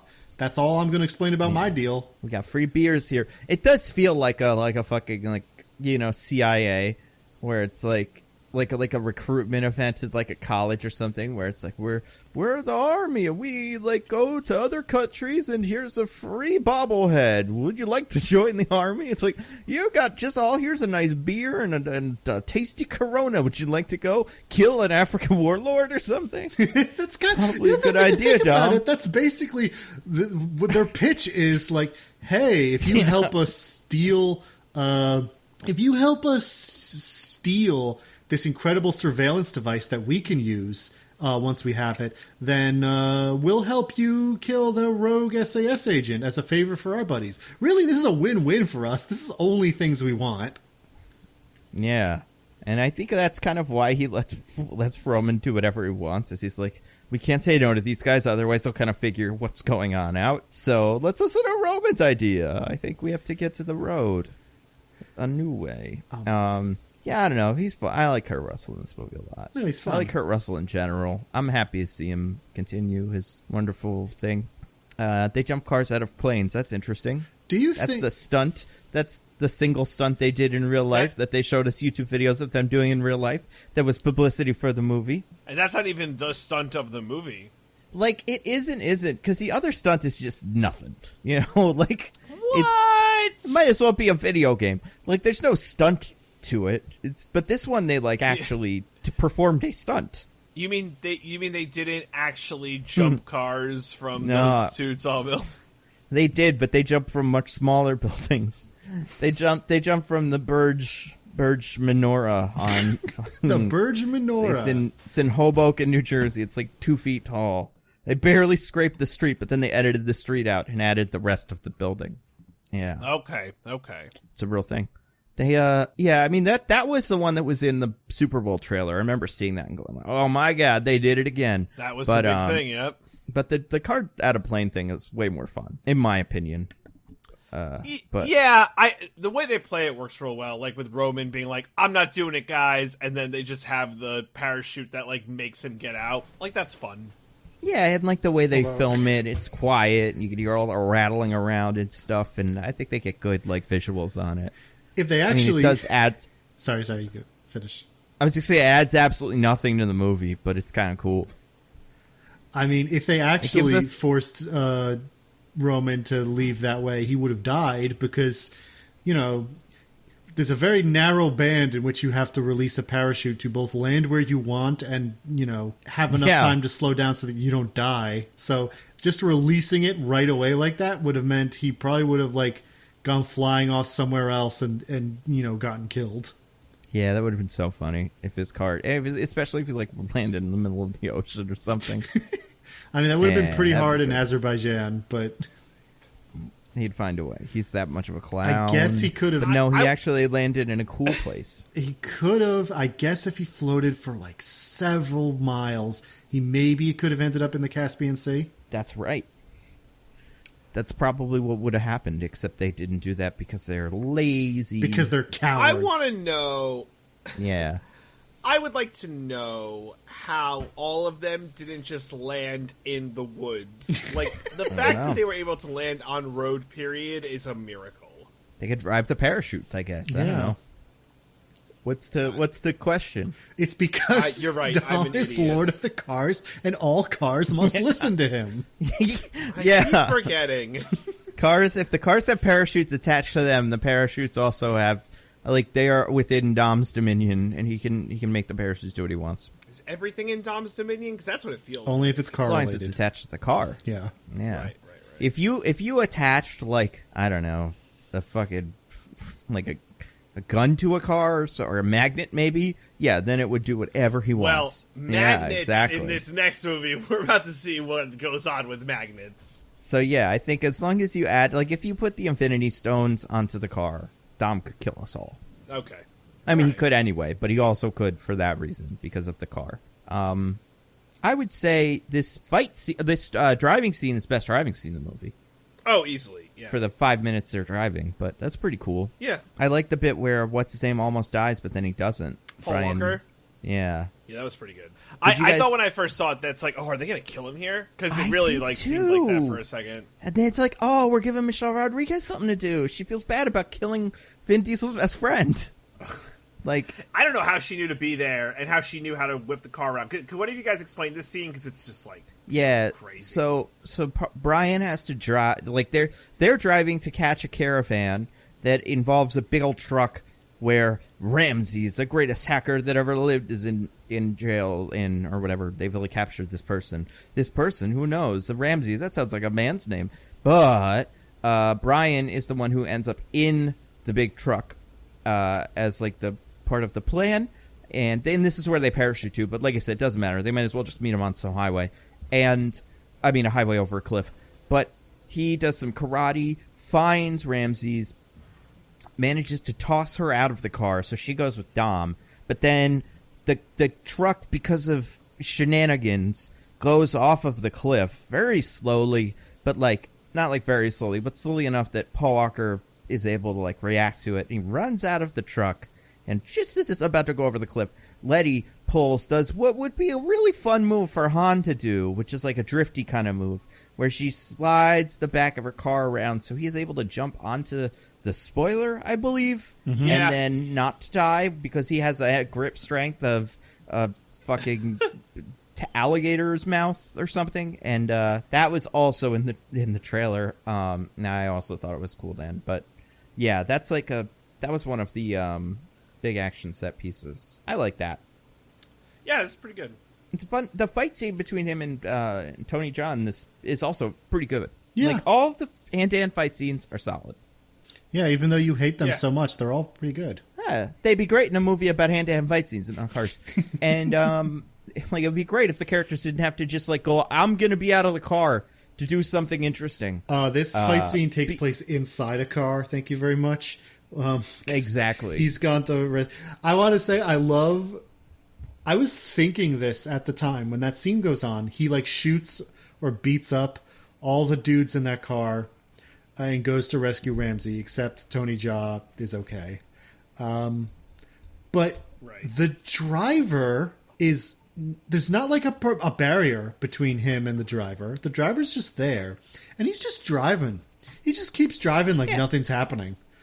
And later we even see him because he gets shot and that's how the crash happens. But he most crashes do. Yeah. But he shows absolutely no sign of him having like been perturbed by what's happening or like worried or about to stop or like or even do anything about the fact that all of this is going on behind him. He like doesn't care at all. Remember that scene from the new Predator movie where the Predator kills a bunch of guys in the car and then cuts one of their hands off and does a thumbs up to the guy that's driving the car? They should have done that. Brian should have taken a thumbs up and like cut somebody's hand off. That would have been pretty cool. But yeah, I feel like, I mean, especially since like other movies have had way more attentive drivers who are just like driving a big truck of gas down an empty road. This guy's like part of a caravan hauling a super criminal or whatever. Like, usually a tenet of the Fast and Furious movies is that a truck driver, just anyone who tries to mess with him, he just wants dead. He will murder anybody who dares mess with his truck, no matter how small the offense is.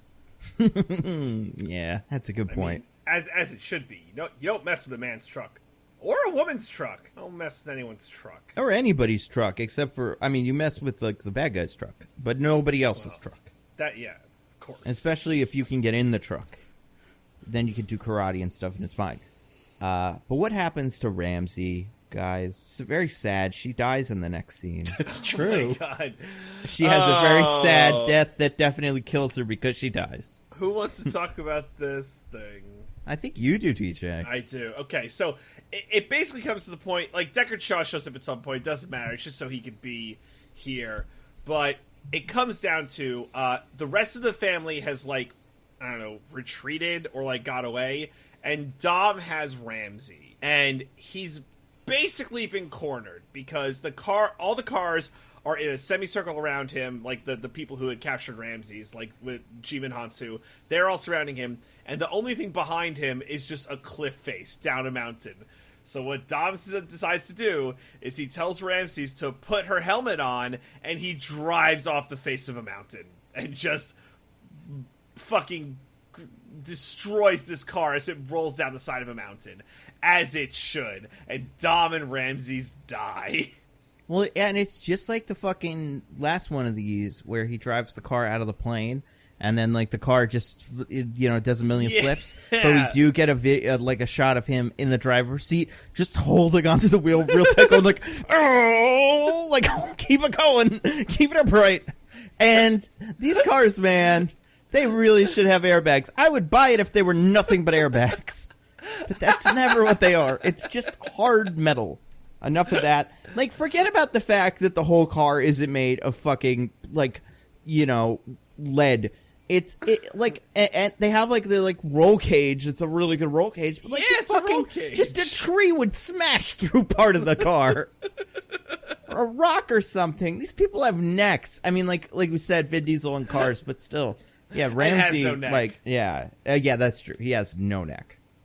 It's and also, wild. I like how Ramsey has to put on the helmet for Vin Diesel. He didn't need a helmet. Like he's Yeah. His head is steel. It's crazy that was the solution because everyone's like Deckard Shaw is looking like, oh, this will be interesting. And back at HQ, fucking Kurt Russell and Shepard from Mass Effect, who's like the fucking lieutenant. He's like, he's trapped, sir! What's he gonna do? And Mr. Nobody goes, let's see what... Oh, I remember. He goes, Dom can't do anything. It's like a deer in the headlights. And Mr. Nobody goes, Dom ain't no deer. And it's like, well, first of all, if he was stuck like a deer in the headlights, of course, he has nowhere to go. What's he gonna do, drive straight through the cars? Like, maybe that would have worked better. But it's like, someone should have said, well, what's he gonna do, Shepard? He can't drive off the side of a mountain. Also, deer in the headlights, not a great analogy, guy, because the whole thing is like the deer kind of loses its composure and gets hit because there's headlights in front of it. That would never happen with Dom. The deer in the headlights solution is that the deer jumps off of a mountain. Deer in the headlights solution is just kind of jukes left and doesn't get hit by the truck, but... Whatever, Shepard. You're very, very cool with your metaphors. The deer's in the headlights. The deer runs right into the car. Yeah. Just head first goes into the car. I mean, to be fair to them, they were like 5 Coronas deep because they just had them still. So they weren't going to say anything particularly clever. They were like, yeah, I'd like to believe this throughout this movie, Kurt Russell's character's just hammered. And it's like way more slurred. Just like, it'd be fun. You could play his stuff at like half speed, maybe just his lines. And it'd be like, what are they going to do? Dom's caught in a deer in the headlights. I don't know, no, man. Let's see what he does. Like, he's no deer. Yeah, he's got Got quite a plan. Ronan, that sounds so fucking cool. We're gonna jump the cars. Oh my god, guys, listen to him. He's the best. Those monks got something right. Not sure about the celibacy, though. Is that just going to be the rest of the podcast? We just read Kurt Russell's lines slowly? Right? No, guys, it's fine. I just got shot a couple times. I'll just sit down. I'll sit down here, and you guys just go. I don't want to be a bummer. You guys are having fun. We all went out, and I just want to have fun. So you guys, I'm just gonna go. Call me a helicopter. Something's fine. I got my own health care, guys. Yeah. If you could just give me the God's eye, please. I just want it so bad. I mean, I've been given full authority to use the God's eye on you. Do they end up with the God's eye in the end? Yeah. I think so. They just turn it over to the U.S. government, no problems, no questions? Well, yeah. Let's talk about this. So Ramsey gets rescued because the family meets them at the bottom of the mountain, and they're like, "Oh my god, these mangled corpses!" Oh no, wait, you're fine. Good. Yeah. So you guys didn't fucking die. They constantly forget about Dom being Lord of the Cars too. Mm-hmm. So Ramsey basically says, "Okay, I don't have the God's eye. It's currently in Dubai, so right. You gotta go there." It's in a car. And so they go, blah, blah, blah. There's like some butt scenes, whatever. I just love, fucking their eyes all light up. You know what? I also love, a computer? No, a car. So Ramsey wakes up, and tells them all this, and like, why are you just telling us all this? They would have tortured you for this information. She's like, I trust you guys. Oh, yeah. Because it seems like you all like each other. Like, bad people can't like each other. It's simply impossible. Yeah. Like, she figured out their character traits, too. It's like, I figured you all out because I'm an analytical mind. And also, you're all very flat, very standard character archetypes. It's not that hard. Oh, my God. So... Yeah, but yeah, it's a great point, Dick. It's like, what if they were all just like psychopaths, but they were all friendly psychopaths? It's like, yeah, maybe she doesn't care who gets the God's eye. Like, she made this, and she's like, I don't care. As long as you don't put a bag over my head, I don't care who gets it. Well, I mean, that'd be fair. Like, I guess you probably would have to think that way to be comfortable creating, like, the mega surveillance device from the Dark Knight anyway. That's exactly what it is. It really is. But It's better. funny because You they don't need stole someone it from telling the you Dark what's Knight, up. and the huge plot point of the Dark Knight is that everyone's like, "This is an insane thing. You can't make this. Is like incredibly immoral. You can't have this." But just everyone's fine with it in this movie. Yeah. Also, Deckard Shaw's not the Joker, right? Like, Deckard Shaw just, like, shows up at places and is like, I'm ready to fight. Yeah, Well, I Deckard guess Shaw there's is the like Joker, that too. cameo in The Dark Knight of Scarecrow, where he's like, I'm selling drugs too at the same time. Maybe I'm in it now. And you're like, I guess that'd be nice. Killian, if you want to get in on this. So oh yeah, my she God. agrees to tell them where the God's Eye is, and it's in a car in Abu Dhabi. And what happens when they get to Abu Dhabi, guys? They go and do sexy beach time? Or is this before that? Well, I think it's sexy beach time, and then Oh. they meet the guy who, like, I don't even think she, like, sold it. She's like, hide it for me, hide it in a car, and then the guy is like, I don't have car no more. Sorry, Well, the most powerful surveillance weapon in the world is not here. They also all rent individual supercars for no reason. Oh, that's right. They just like drive around in fucking Bugattis, and it's like you could have just all taken one car. Probably It's not like there's any driving in this movie, so fuck it. Get on the bus. Aren't they all also, like, independently wealthy? Yeah, Like they they're all are, rich but they now. can't be there. I assume they rented those cars. Unless they No. get their Bugattis shipped from mission to mission, even if there's no driving in that mission. Well, Nando, I told you they don't fly anywhere. It's all driving. So That's true. they need to have their Bugattis with them.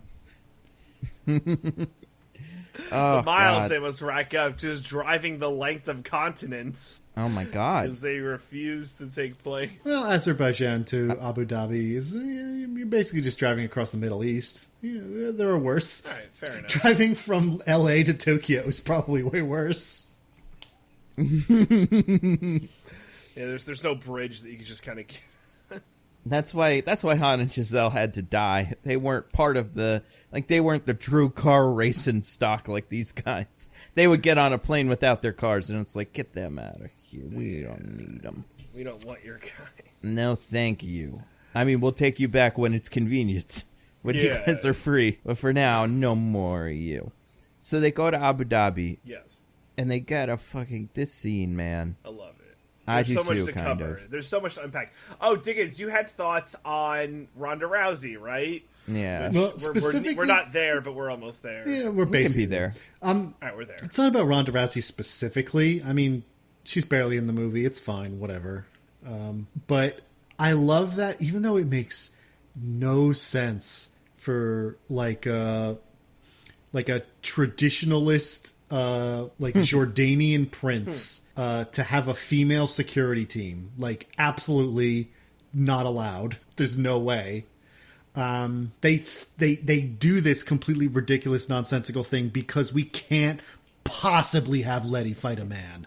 It cannot be Yeah. done. Well, what if he's a very progressive prince? He's a very progressive if- Jordanian prince. I see. I'm willing to believe it's the Sure. other way. I think he's a big fan of the real Ronda Rousey, and he paid her to do security at the party. But then he Like, also you ever hear What about has the those rest of stories us? of like Britney Spears doing a birthday party for Well, someone? no, It's like, there's a lot of women though in general. on yeah, his he just security has his detail. all-female security team, even though like it's true. there's no way. Like I don't want to make this sound like I'm stereotyping like Middle Eastern culture. Like, oh, they're all sexist or whatever. Obviously, that's not true. However, the royalty tends to be of these very, religious fundamentalist countries tend to be very religious fundamentalist themselves, or at least they like to project that appearance. In which case, a good way to contradict that would be to have an all-female security team, because it's just women couldn't even drive in Saudi Arabia until like a couple years ago. There's no way it wouldn't happen. Yeah, it. And the all-female security team, it takes Letty takes them all out. So, yeah, you I don't know. want to say we're making a point about the effectiveness of all female security teams. No, we're not. Not we're a great we're not. debut from all female security teams so far. Yeah, They, and you know, Ronda Rousey goes toe to toe, and it ends in the classic stalemate fight of the Fast and Furious franchise because no one can lose a fight; it's all stalemates. And Ronda Rousey and her also, like we said this last time, Michelle Rodriguez fought someone. There's this bit where in Fast 6 where they like tumble down a flight of stairs and die. That happens in this, except they just fall out from one floor to another floor and die. Yeah. They just can't stop dying, these two. And by these two, I mean Michelle Rodriguez and whoever she's fighting, wrestler, villain, yeah. But, I mean, that is a sixth of what's going on in this scene. Like, it is such a mishmash of nonsense. The best part is, what's his name? Tyrese doing Happy Birthday scene. That's so fun. Pretty fun. And he's done it before because Tej knows what this bit is. Yep. He's familiar. And the reason, by the way, they're all at this Jordanian prince's party is because he has the car, and they need to steal the God's Eye out of the car, which... Right. Because the friend that so Ramsey many has in things Abu going on. Dhabi, who she sent this thing to and said to take care of it, he shows up and is like, yeah, I sold it immediately. Which he doesn't even give a reason. He's just like, yeah, I just sold it. Yeah, I like money. I mean, it seems kind of safe.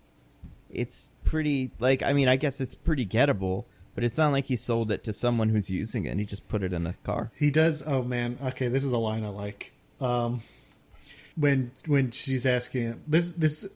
I mean, this is, you know, obviously a very classic line, but I like this specific variant on it. I think it works. He's like, the good news is it's safe. What's the bad news? It's very safe. Yeah, yeah. Which, Love it. by the way, once the family knows where God's Eye is, can he call Mr. Nobody and be like, it's in this car in a party, just do whatever can you guys, weird... can you just like get the CIA to either bribe or assassinate a Jordanian prince for us? We know that they don't have a problem with that. Yeah, it sounds like their bag. So, yeah. Weird that doesn't happen. But anyway, the family has to go get it. Yeah, basically the characters that are around each kind of do part of the plan, which is mostly Vin Diesel and Paul Walker do the car part, and then the other ones just kind of have fun, you know? So, and they don't bring a jack, by the way, to jack the car up. Vin Diesel No. just lifts it, which He's is... really strong. Stupid. Wow. I forget, what kind of car is this one? It's not an Alfa Romeo, is it? Yeah. It's like a weird, like, little body kit kind of thing. I don't know. Yeah. It's, but yeah, it's still as heavy as a car. Yeah. So, you know, couple But yeah. thousand pounds, no big deal. He probably, like, whispers to it. He's like, please, jump Let up me lift into my arms car. Or, like, you know, my arms car. And then it bows to him. Vin Diesel. I do love that, I think it's fun that Tyrese, even in his weird little birthday thing, still can't be charming. Like, it's not like he's like, don't worry, I got this. He's still the worst. Calls her Princess Jasmine. Like, he's... Oh my god, you're... He's so Oh bad. my god, it did not register to me how racist that was until this moment. Oh god. It's like anybody else could have done that about as well. You just didn't, like, Tyrese is the only one stupid enough to try. But, like, it's like, Paul Walker, I kind of like to see him try it, because he's supposed to kind of be the charming ladies' man, almost, maybe. No, you can't have that. Like, Roman has to at least do this, because then what else does he have? Right? But Like, jokes. He can He has also hack. jokes. Yeah, I don't know. He can cry in the corner while all this is happening. Like, I think you could do a bit like that where Vin Diesel, Roman is the bait, and then Paul Walker comes in and is like, "Oh man, buddy, we gotta get you out of here." And then he ushers him out as security, and then like they get into some other room that you wouldn't normally get into because everyone's too embarrassed to deal with this lunatic. But that's how it is. It's just, hey. Tyrese around a little bit. Make everything super weird. Like, yeah, I don't know, man. yeah, why It's not? pretty good. I think meanwhile, Tej and Ramses are like unhacking the security system or Jesus whatever. Christ. Like, Yeah. they had to give him something. They're in love, you guys. Maybe, kind of. They're near each other. Yeah, they're So within that helps. proximity, so, Yeah. you know. Maybe they are in whatever. love. And then Who knows? Tej beats up a dude, and she's like, "Oh wow, he's him strong." Yeah, I didn't know he could do a karate, just like all the cool guys in these movies. I thought he was lame. I thought he was the tech guy, but he also is the punch guy. Yeah, as the woman, I knew I would have to choose one of them, but I didn't think it would be this easy. I like this Guys. one the best. I thought it would be Guys. I'd have to pick between brains and brawn, but it turns out I have to pick between brains and brawn and nothing. Guys, I had a life before I met you. Oh my god, maybe she did have a life before. Maybe we get her Ramsey. Maybe she knew John Cena. There's so many ways we could go with John Cena. Oh, God, yeah. Everybody could have known him. Didn't even consider that. Well, Yeah. we already know what her like deep dark secret is from the trailers that gets revealed in F9. Who, Ramses? Yeah, I Oh, don't- really? you guys haven't I don't seen know what this? is. Does she make that bridge that can support a car? No, That would be pretty sick. Did she invent something evil or something? No. I don't know. I do not well, remember she invented this. the God's Eye. Yeah, that's true. Yeah, she right. invent God's Eye too. No, it's she. This one She. can find you. It's revealed in one of these trailers that she has committed the worst sin possible in the Fast and Furious franchise. Oh, did she get less hot or something like that? No, guys, Oh, she doesn't know how to drive. Oh, that's right. Oh, right. That's yeah. right. That feels right. And they're going to kick her out of the family. You can't. You can't not know not how to allowed. drive. Illegal. I mean, it's not that important in some of these movies. You know, sometimes the driving is tangential at best, but also sometimes it's the way you get out of a building because Oh, the, yeah. the walls are closing in around us. We got to get out of this building, and all we have is this car that we can't get the microchip or whatever out of. Oh, man, Dom's whole thing in this movie is drive to place where normally you would die. Like, that's his thing in this movie. It's like, Yeah, well, it's we like gotta- take a car to a thing and do a big crash. Crash even better. Like Buzz Lightyear, fall with style into something. But do things that would definitely get you killed. Like, no question. Yeah, But, does you know, Vin whatever. Diesel ever drive a car that doesn't end in a crash in this movie? This movie, I don't The think one at so. the end? I don't either. I think he crashes into He what's his crashes name? it. Yeah. No. The very end. That also gets crashed. Yeah, Like I would say that's post-helicopter, a like, that's a wipeout crash. No, kind of crash. DJ, the very end. Oh, I still think he crashes. That is a. We don't see it to conclusion. Yeah, I think he hits the off ramp or something the wrong way, just flies off. But that's just Vin Diesel for you, man. He's the he worst driver in any of these movies. It is God. funny though that like you get in like a situation where it's like, how's Dom gonna outdrive these guys? And it's like he's not. He's just gonna crash his car Yeah. weird. He just Hey, no, he fucking just drive. This is a driving movie. he just has much less regard for his own safety.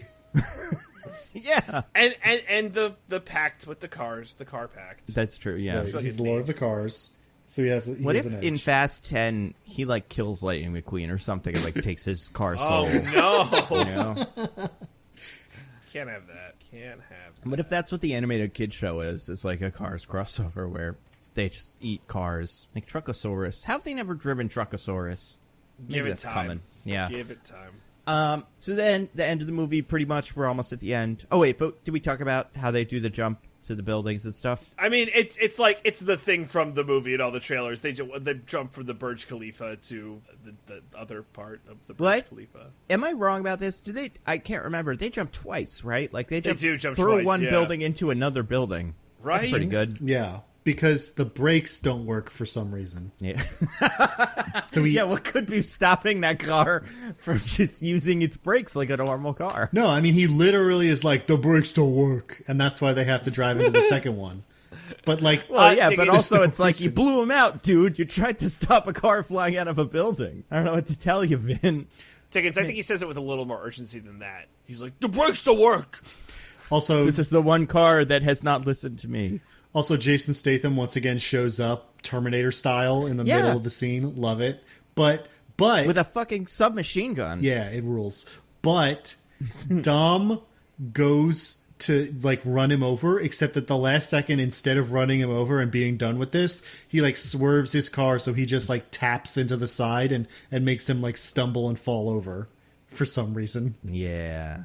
Like, That's Dom, you have Parfu, expressly indicated at several points that you want to literally kill this man. So why didn't you just run him over? Maybe by this point, Tom has realized that he got a bum deal from the government, and he's like, I want to save this guy because he's the true hero of the movie. I mean, that's Well, and we what know- he should have been feeling, but... Yeah. And we know from the end of the movie, Dom wants a street fight. Yeah, that's true. There's that too. Yeah, they're not on the street, so he's like, I have to spin my wheels until the next one of these. Can I say, Nando, I actually genuinely thought that thing you said was... The first time I watched this, I thought that was going to happen at one point. What, that they were going to be friends? Like, That, it was going to be like... that it was going to gonna be help like... you. That Shaw was going to be like... Look, I know we both want our revenge, but when you think about it, it's pretty fucked up that the government wants a super surveillance device. But I mean, specifically, there's a point where he like starts telling it. He's like, "Tom, you ever hear the enemy of my enemy is my friend?" And I was like, "Is he going to propose a team up to stop the government from having the super surveillance device?" They even cut to Mr. Nobody, who looks like, "Hold on, what's this guy doing?" Like he's kind of worried that he's going to try and drive a wedge between them. There's a version of this movie that does critique the military that I think that could work, but this isn't that movie. No, Well, I it's not think that they movie made whatsoever. that movie, and then the U.S. government saw it and was like, oh, you can't use our drone if you want to make that movie. that's and they were true. like, ah, shit, all right, well, That's true. it's The good that you have a government is God's eye.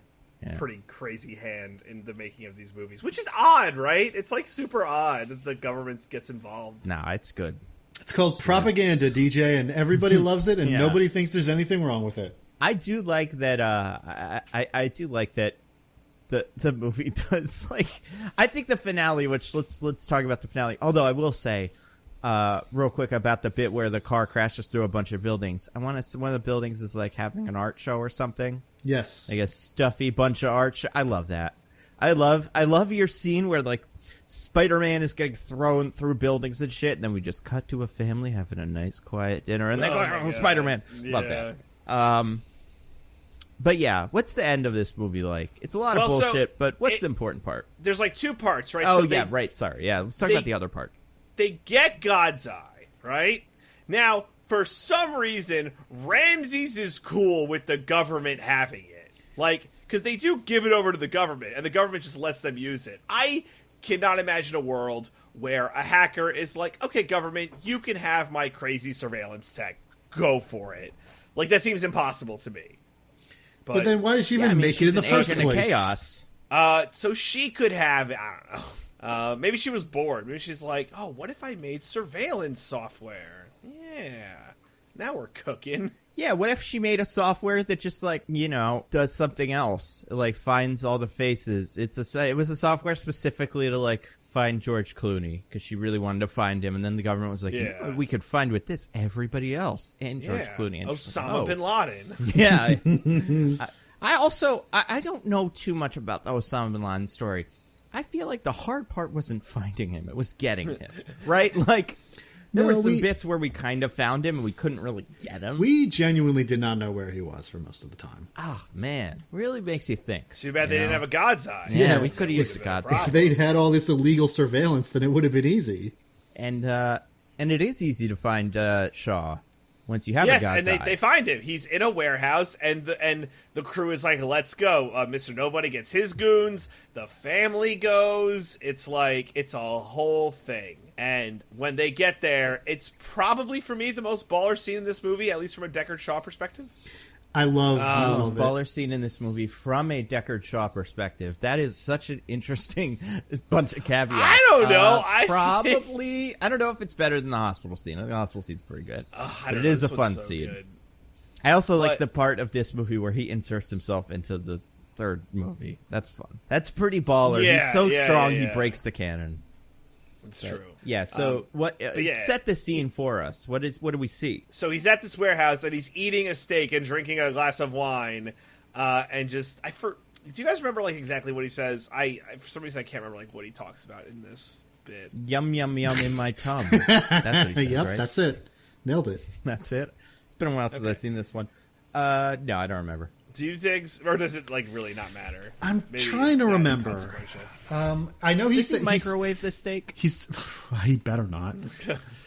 I feel like he must have. Does he have a fucking oven? That's not his building. That's just like an abandoned building where he's sitting. It's a whole abandoned factory, though. So, there could have been like a kitchen area for the workers. A kitchen somewhere. Yeah. So like a scene like that scene in Lego Batman where he microwaves the lobster. The lobster thermidor. It's just him sitting in front of an oven, like waiting for his steak to be done. Maybe he even has like an apron and all kinds of cool stuff, and like a little chef's hat, and all the good stuff, and he's just enjoying making that steak. That would be cool. He makes it, and he's great. Maybe he burns one and then makes the second one because he's like, this would be embarrassing if they saw me eating a bad steak. Yeah, can you imagine like tearing into it like I'm Fred Flintstone? No, we can't have that. I'm classy. All right, so he says words, they don't matter what they are. But when it comes down to it... This is when he says you ever heard that the enemy of my enemy is my friend? Oh, right. This is when he says that. That is this. Yeah. So, basically, they get ambushed by Jimon Hansu's guys, who I guess Deckard Shaw's teamed up with. And he's, like, cooking a grenade while they're there. And I don't know why, if it's just to be like, yeah, I'll just blow this whole place to smithereens. But... And then, he chucks the grenade eventually, but they just get fucking ambushed. So I don't know how they knew I guess he's like, okay, they have God's Eye, they'll find me, so I'll set up an ambush. Actually, they should have considered that before going to him. It should have been like, okay, Shaw knows we have God's Eye. He knows we can find him. He's in an abandoned warehouse. Maybe we just bomb it. Yeah, what does the God's Eye show you specifically? Do you see his face? Yeah. So you can see he's just like fucking eating a steak, waiting for you to show up. Well, like, it's a trap. It shows like any surveillance device, any device that records video and audio that catches you, it will show that. So it doesn't necessarily show where he is right now at this exact moment because it's not like a spy satellite, but it showed like video, like phone cameras and like traffic cameras and stuff capturing him like going to this factory. That's what they saw. Did it show him going to like the ShopRite and picking up a steak? Probably. Seasoning and like stuff? Yeah, that'd be pretty cool. So, but you think given that information, they would just be like, all right, bomb him. We're not going to do a raid because it's definitely going to run up on us. We know he has terrorist friends. Actually, we don't know that at this point. That's a surprise. That's a twist. Oh, that's true. Oh, and that's the enemy of the enemy is my friend. That's what he was actually... So instead of proposing a team up against the government, which is what I thought he was doing, what he's actually saying is, you screwed over all those terrorists. Well, I got them on my side now. Oh, what a shame. Yeah, and the side, my side specifically is like, they still want to kill you just like they did before? They want the thing they wanted back again? I guess they want God's Eye or Ramses, but that's not how you get to them. They already kind of wanted them. I guess Deckard Shaw specifically was like, they're going to come try to get me, so it's probably a good idea for you guys to show up here. But that's the whole plan, or that's the whole, like, working togethering of it. Yeah. Which, that's fine. Why not? Yeah, no need to reinvent the wheel. Yeah, Kurt Russell gets shot. Oh my god, no. He's gonna die. JK, he's fine. Yeah. He has a little beeper that comes and gets him if he ever gets shot, which, must be nice. Yeah, loan that out to the other guys. If only Han had such a beeper. If only. He didn't get shot, but still. And then the finale of this movie is a whole bunch of stuff. It's like 8 hours long somehow. Yeah, it's super long. This movie is on the longer side, I think, for me than I would like. They play keep away with Ramses herself, which is the weirdest fucking thing. Yeah, they do like the car toss to other car, like little kiss slide thingy. Yeah, I couldn't wrap my head around that one. And it's just because they have decided, and this is the part of the movie when I watched it that I couldn't quite buy, was like, they're like, all right, well, whatever his name is, Jimon Hansu, the wizard Shazam, is here to get us. He's going to come and try to kill us with the God's Eye and a drone he has. So we've got to come up with a plan to get him, which means we need to go somewhere where there will be drone warfare, and it will be a great place for us. And they're all like, let's go to downtown Los Angeles and just fucking see if that works. And it's like, I guess, but also, it's city. There's people there, guys. Yeah, but there might be people in that car park at the time you explode it. Go to the fucking race wars from earlier.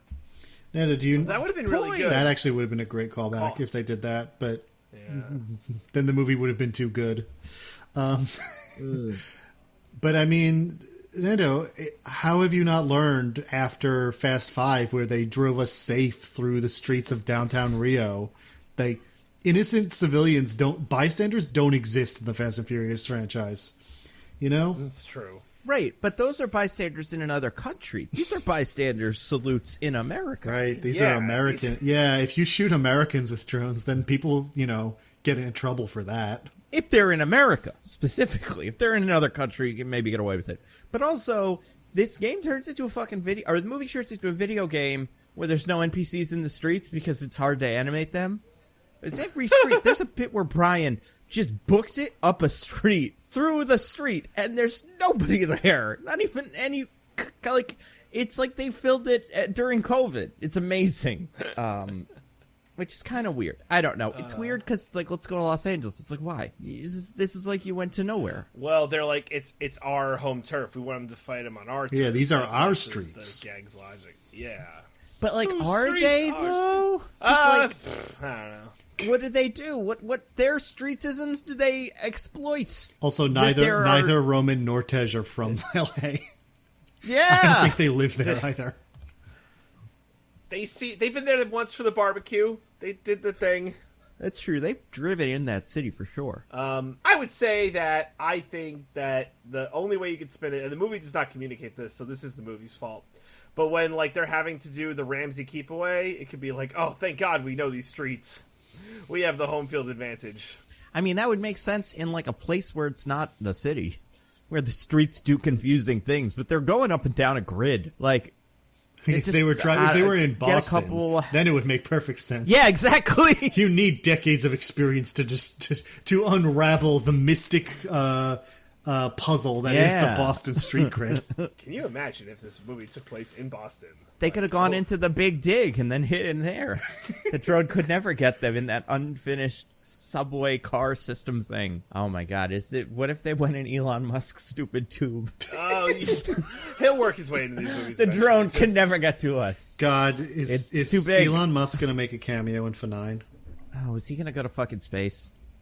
Oh shit! They're gonna when they're like, go into we space need with their cause. We need our rockets to go to space. Dom will be like, I know a guy, and then hard cut to Elon Musk, and it'll be like classic Elon Musk. Like Dom will be like, I need you to give me a rocket, and he'll be like, sure, Dominic Toretto, I'll help you with your rocket because I am Elon Musk from Tesla, and he sounds like a human Siri.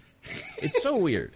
He does it in the SNL. Every time I've ever seen an interview with him, he doesn't have an on and an off switch. He's just always on. It's really weird. That's him. That's his thing. Yeah.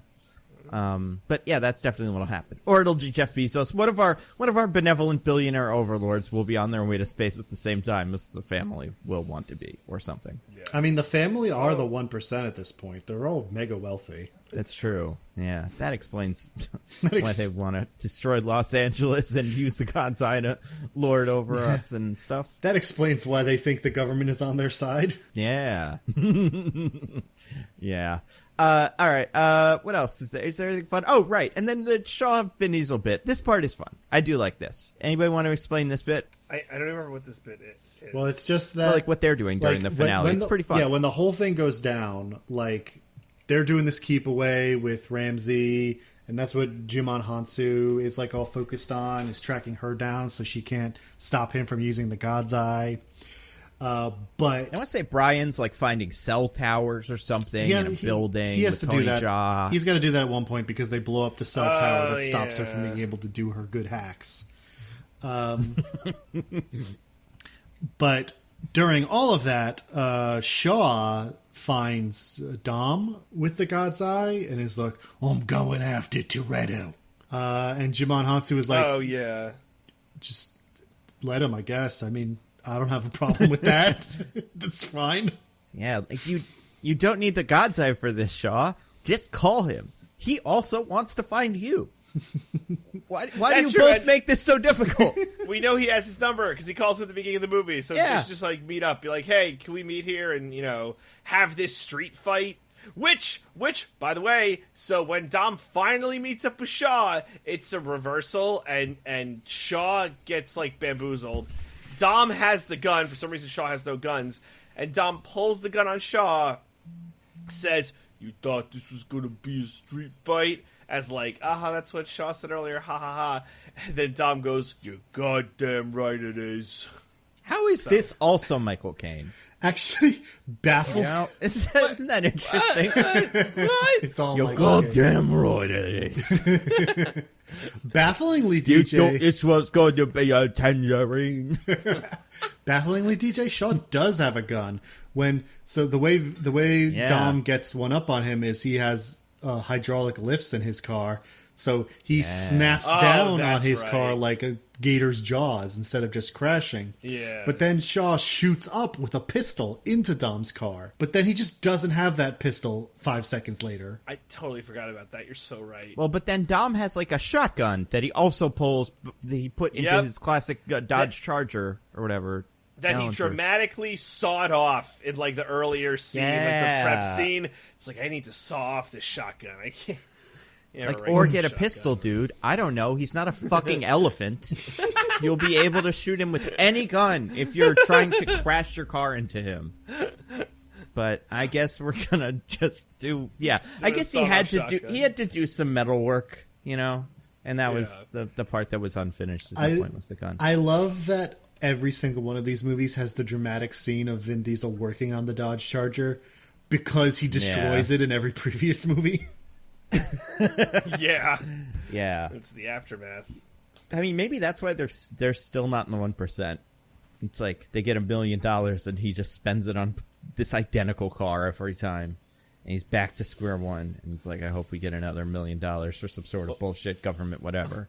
I love this car so much, but I gotta fucking crash it. Cause Yeah, I'm a what's the monster. point of having a car if you can't use it to Yeah. do a cool kick with the It's car? It's American muscle. Yeah, I feel like it'd be funny if Vin Diesel showed up to a fight in like a Nissan Sentra, and you're just like, oh, he's gonna crash this one for sure. That is a crashing car. Let's get out of the way. You're just like driving after you, but he has they have their fight. This is why this movie is barely a Fast and Furious movie, because it's a fucking sword fight. They like, what the hell are we watching here anymore? And that's kind of the fun of this movie. But also, it's just, fuck it, it's crazy. It is crazy. He brought his wrenches to this. It's for a street fight. Why? It's gonna be a street fight. It seems like if he hit him with the car, that would have done it, you know? Well, I think he's trying to send a message. And the message is, I hate you. I guess that's true. And the message bring is swords. nobody can be killed by a car in these movies. You'd think there's that one example, but it turns out in F9 that not even then. Well, it's just, I guess the question is either he brought those wrenches to fix the car mid-fight, or he brought them to use as swords in a fight. It's that one. I'm Then telling bring a you, it's fucking that one. baton or something. I don't know. It's just so weird that he's like, I'm gonna have to go fight. Like, that's like what a 10-year-old would do. It's just like in a big like broom handle, and like, I'll use this for my karate. He uses a fucking wrench. What's that wrench even for? I've seen people who work on cars. There's no part of a car that's for building a bridge. Like, he's not fucking taking a tire off in one wrench move. Frankly, Nando, I think That's- that suggesting that Dominic Toretto has the emotional maturity of a 10-year-old is overestimating him. That's a good point. He probably has that in his garage because he was at like a hardware store once and he was like, ooh, that looks like a sword. And he plays with it in his spare time when he's not doing actual car stuff, like the kid from YouTube. Do you think that Dominic Toretto's like, all right, we're gonna have a street fight, but I can't fist fight him because that's not gonna do it. I need to beat him over the head with an implement, and he's just like, this is how I gotta do it. I just, you know, it feels like there were other options, but Dominic Toretto is not using those options. So. Like, it would make sense if this fight took place in a warehouse or something, but he brought it to fight. He should have done the Ghost Rider got a chain, like a big old Yeah. chain. Like that's what he should have been. That would have been so cool. Maybe he'll fight Ghost Rider in one of these. I don't know. I'm It is weird that taking Nick you to Cage hell. hasn't been in these yet, because I feel like he is a very high-profile car action movie guy. You know, from That's true. Gone in 60 Seconds and Ghost Rider and stuff like. And get him in Drive this. Angry. Drive Angry. I feel like there's another one I'm forgetting. I actually don't. Con Air's the plane version. Yeah, he flies a plane that has a car attached to it by a Tokyo. There is another one. What's the other one? It's not National Treasure, although there's probably a car in that. Oh yeah, there's like a few George car Washington's scenes in that. car or something. Mr. President, get into this car right now. Yeah, Nicolas Cage. He's in. Oh God, this is gonna kill me. But anyway, yeah, the movie's good. We didn't even talk about this. What's the best part of the movie? Happens in the finale. We did talk about it, but we haven't gotten to it yet. Right, so they're dodging. Chain gun thing. Hold on, I'm getting there. So I'm sorry. Excuse me. Sorry. they have the dramatic chase scene of this drone is chasing them down. This drone with an infinite supply of missiles, chasing them down, shooting at them, firing off missiles. They keep having to switch out cars because their cars keep getting blown up. So Letty has got Ramsey at this point. This is the last point of the relay. They don't have anyone else after this. She tries to lose him in a tunnel, but the drone follows her in there too, and they're like, her car's pretty beat up, and the drone's right on their tail. There's nothing they can do. But then as they get out, The Rock, who saw that there were big explosions happening in LA, so he flexed off his cast and was like, I gotta go help. That's close, but not quite. Do you remember the line? I don't remember the specific line now. Daddy's got to go to work. Yeah, Daddy's got to go to work. 'Cause He he's talking talks to to his his own daughter. muscles, calling them daddy. Like, kind of, but also I think he's talking to himself. Well, and his daughter's in the room. So anyway, but- somehow, after just... Sorry, real quick. They don't do plaster casts anymore. It's air casts, so whatever. But anyway. What's an moving on. aircast? They don't plaster to your arm. They just put a thing around your arm, and it's all air inside. So it's super awkward to take off. Weird to flex off. Yeah, you couldn't flex off an air cast, so maybe you could, but yeah, even when this movie came out, 2017 or whatever, 15. 15, it would have used an air cast. So Well, but Whatever. Hobbs specifically requested a plaster cast so he could flex it off later. that's a good point. Yeah. Also, maybe he's completely healed, and they were just like, we also want to take a plaster of your wonderful bicep. We're going to use it to create some sort of superhuman monster thing. And he was like, yeah, whatever. I'll hang out for a day. And they were like, he's like, it's not even time. Also, Nicolas Cage, in that one movie we watched, whatever's Wally's Wonderland. Oh yeah, There's a car. Also, maybe the one where he's a gerbil. I haven't figured that one out yet, but yeah. Lots of kart driving in those movies. Anyway, But anyway. Hobbs has yeah. somehow figured out where Letty is. I guess, maybe he followed the big drone shooting missiles in the streets Follow of LA. the explosions? Yeah, you know what? Yeah, Actually, that's yeah. fair. That's not that hard to find. But he's found the specific tunnel that they're in at the specific moment they're in it, which is pretty impressive. And he drives an ambulance off at just the right second that he crashes into the drone in midair. I would have loved to see the scene where The Rock gets the ambulance, because how does that go down? Is it like the Interpol scene from the last movie where he just shakes a guy's hand really hard until he gets an ambulance, or does he just get it and be like, I need this ambulance to save LA, get out of my way? I just want the scene. I get the reveals better that he drives an ambulance out of the tunnel, but I want that as a scene where he convinces the hospital staff to give him an ambulance. Well, that's a special diplomatic security service ambulance, so he's probably the only person that needs it. He had the keys already? Not Yeah. as good, but fair enough. Yeah, But it's that was pretty wild sick. that he finds them. Took out that drone. Yeah. And then he calculated the trajectory to take out the drone, and then once he gets the drone, Diggins, what does he do once he takes out the drone? Because this is probably the best part of the movie. One of. So he gets out of the ambulance, walks up to the drone with the camera. The drone's camera is still active. Double taps the camera so that it stops working, and then rips the chain gun out of the drone's chassis so he can drag it around and fire it. Which I don't even know how he's doing that. It's not like it has a trigger. I don't. It does. He thinks it, and the gun fires. He just Yeah. intimidates the gun into firing for him. Rock is to gun as Vin Diesel is to cars, and Yes. it's a bummer that he's never used this power before, but it's a pretty sick power. I know. Well, I would argue he uses it in 8, but we'll get there when we get there. Oh yeah, that's true. He has some pretty silly gun moves in 8, or like things. I know what you're talking about. Yeah. Yeah, it's so dumb. But yeah, and The Rock basically saves Letty, and Ramses is with him at that point. So, oh yeah, because Ramses is like, oh my god, who is that? And Letty just goes, I agree, Nando. Michelle Rodriguez does have some good stuff to do in this movie. She just smirks and goes, that's Hobbs. Just doesn't miss a beat. I really do like her weird understated performance here of Yeah. the person who's kind of not tired of all of this, but just not surprised by anything. She's like, there's Hobbs here to do his shit. I guess this is where he's stationed out of LA. That didn't make too much. That's not where I expected the DSS. Well, he wants to be close to Dom because you never know. Yeah, Yeah. I don't know that the DSS really needs to be anywhere besides DC. Yeah. He opened one to be near Dom. It was like, guys, I don't know if you've been following, but the DSS and the family need to be working together. So. It really kind of Yeah, feels like they just opened up a list of every government agency that employs anything resembling law enforcement personnel, and then just spun a roulette wheel and had him be a member of whichever one it landed on. Yeah, that's probably it. How does the movie end? Well, it ends twice, so I guess we'll do the first ending.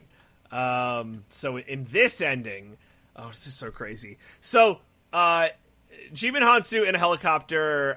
So originally they're using God's Eye to track the family down, and Ramses wrests control of God's Eye through hackery and Brian getting to a weird cell phone tower. So then, Jimon Hansu still finds Dom and Shaw, and with the helicopter minigun, lights up the parking deck roof that they're on, and it's so weird. This culminates in Dom being you know what the thing with the street you fight mean is. Dom saying by far yeah. the worst line in the movie? Would Love you like it. to do it? I love it. Because I'm not going to do it justice, Dickens. You should do it. So yeah, Jimon Hansu shoots up the parking garage, which causes the asphalt to crack underneath them. Dom notices this, and he looks up at Shaw and he says, "You know the thing about a street fight? The street always wins." And Shaw's like, "I don't, huh? That doesn't. Are you thinking about the house always wins? That's a different phrase. That doesn't mean what you think it means." And then Dom, Before Shaw can say that, Dom does a massive fucking I don't even who does this? Stomp. What a character? The Hulk kind of does. Yeah, this. it's amazing this move. Yeah, it's like a foot stomp that makes the ground cave in where Yeah. Shaw is. because it's all cracked from the missile. It's apparently weak enough And that Dom is so superhumanly strong.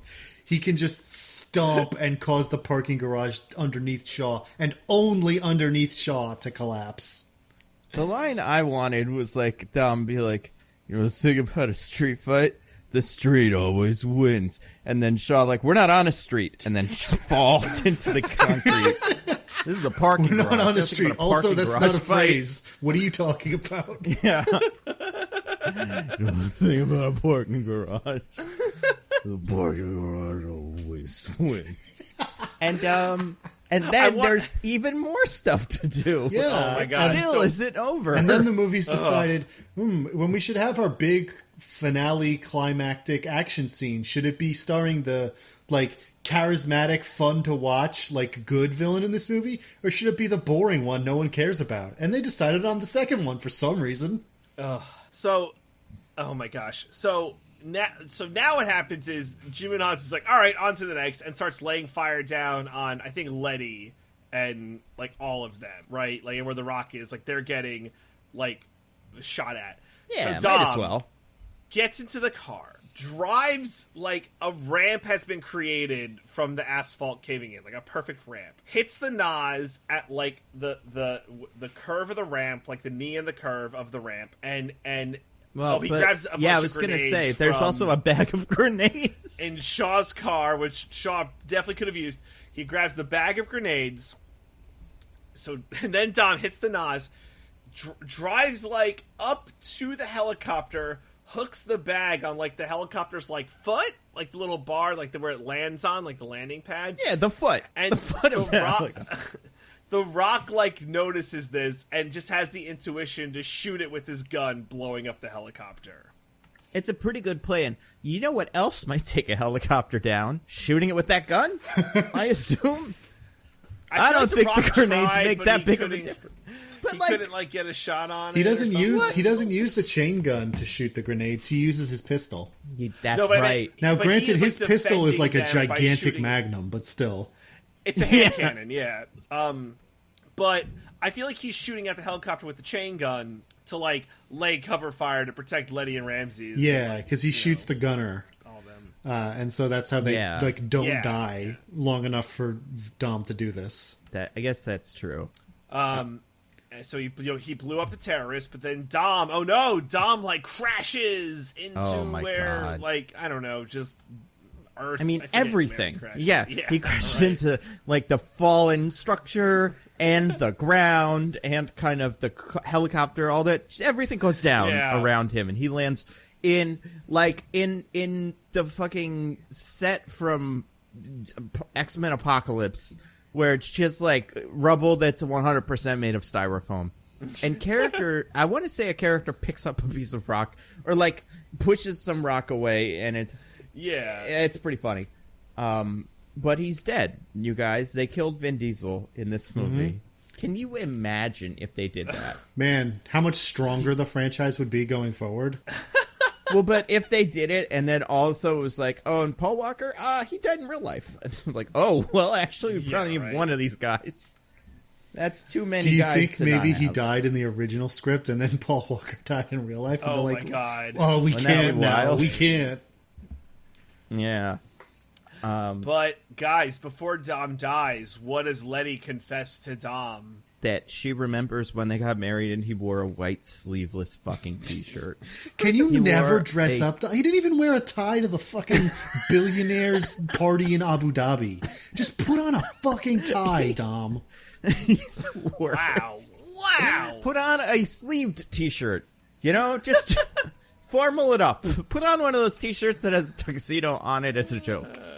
But no, he wore a white sleeveless t-shirt with white pants. Like he's in a fucking music video. He's the weirdest guy. He's so weird. But yeah, she remembers everything and they're in love with it because why not? She's just, I kind of feel like maybe she just imagines all this stuff. She's like, what was our wedding? What would it be like? I guess he'd be dressed like a fucking loser. And she's just tired of it. And she's like, I guess I remember everything. I love you so much, Dom. You're cool and tough and strong. We do race wars together. It's great. And we found the origin of the fucking cross, the chain cross. Well, what is it? It's just that he had it, right? It's like the wedding ring though, because the priest goes, "Do you have a ring?" And he's like, "Nah, I got this fucking jewelry." So you didn't even wear. like Not there's only a did you not more wear a origin tie to for your it own then. goddamn wedding, you didn't even bring a ring. Why did she marry him? He's like one fedora away from being a pickup artist at that wedding.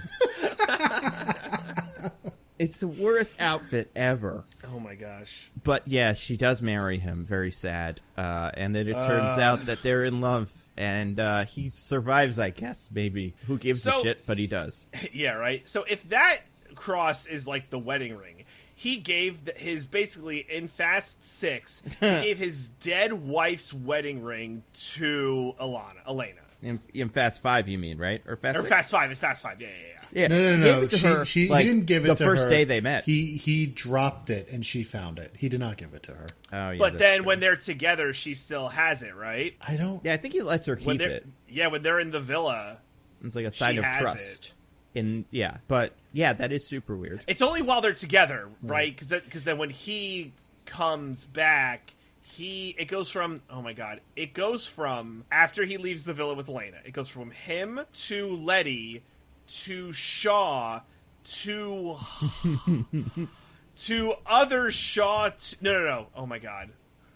It goes from Letty to Owen Shaw to hold on. Dom. Yeah.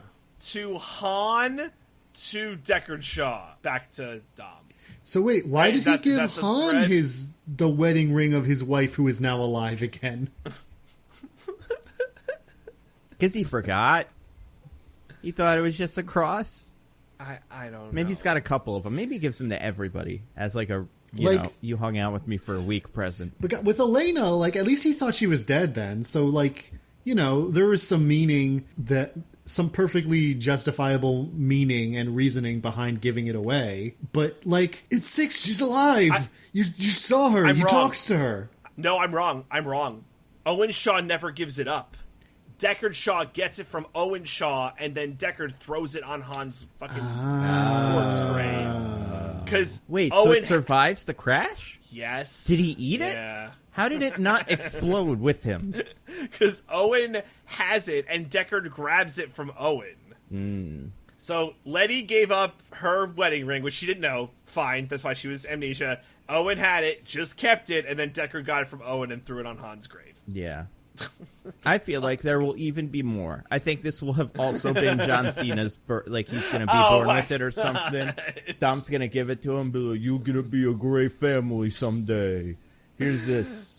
And then we'll find out later even that his dad gave it to Vin Diesel at some point because it's his old Mama Toretto's, like... It was their wedding ring. Yeah. They got... Maybe it's a Toretto tradition that you don't get married with a ring, you get married with a cross necklace. Oh my god. And it only gets tackier as time goes on.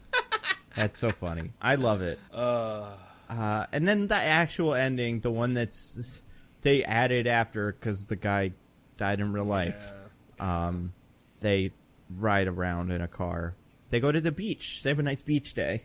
Yep. Brian has figured out his issue of the movie that doesn't really make any sense. And he's like cool with being a dad, I guess. Like whatever. He loves his kids. He doesn't seem to have figured it out though. It seems to be just like finally someone like actually directly talks to him about it, and he's like, "Oh yeah, no man, like."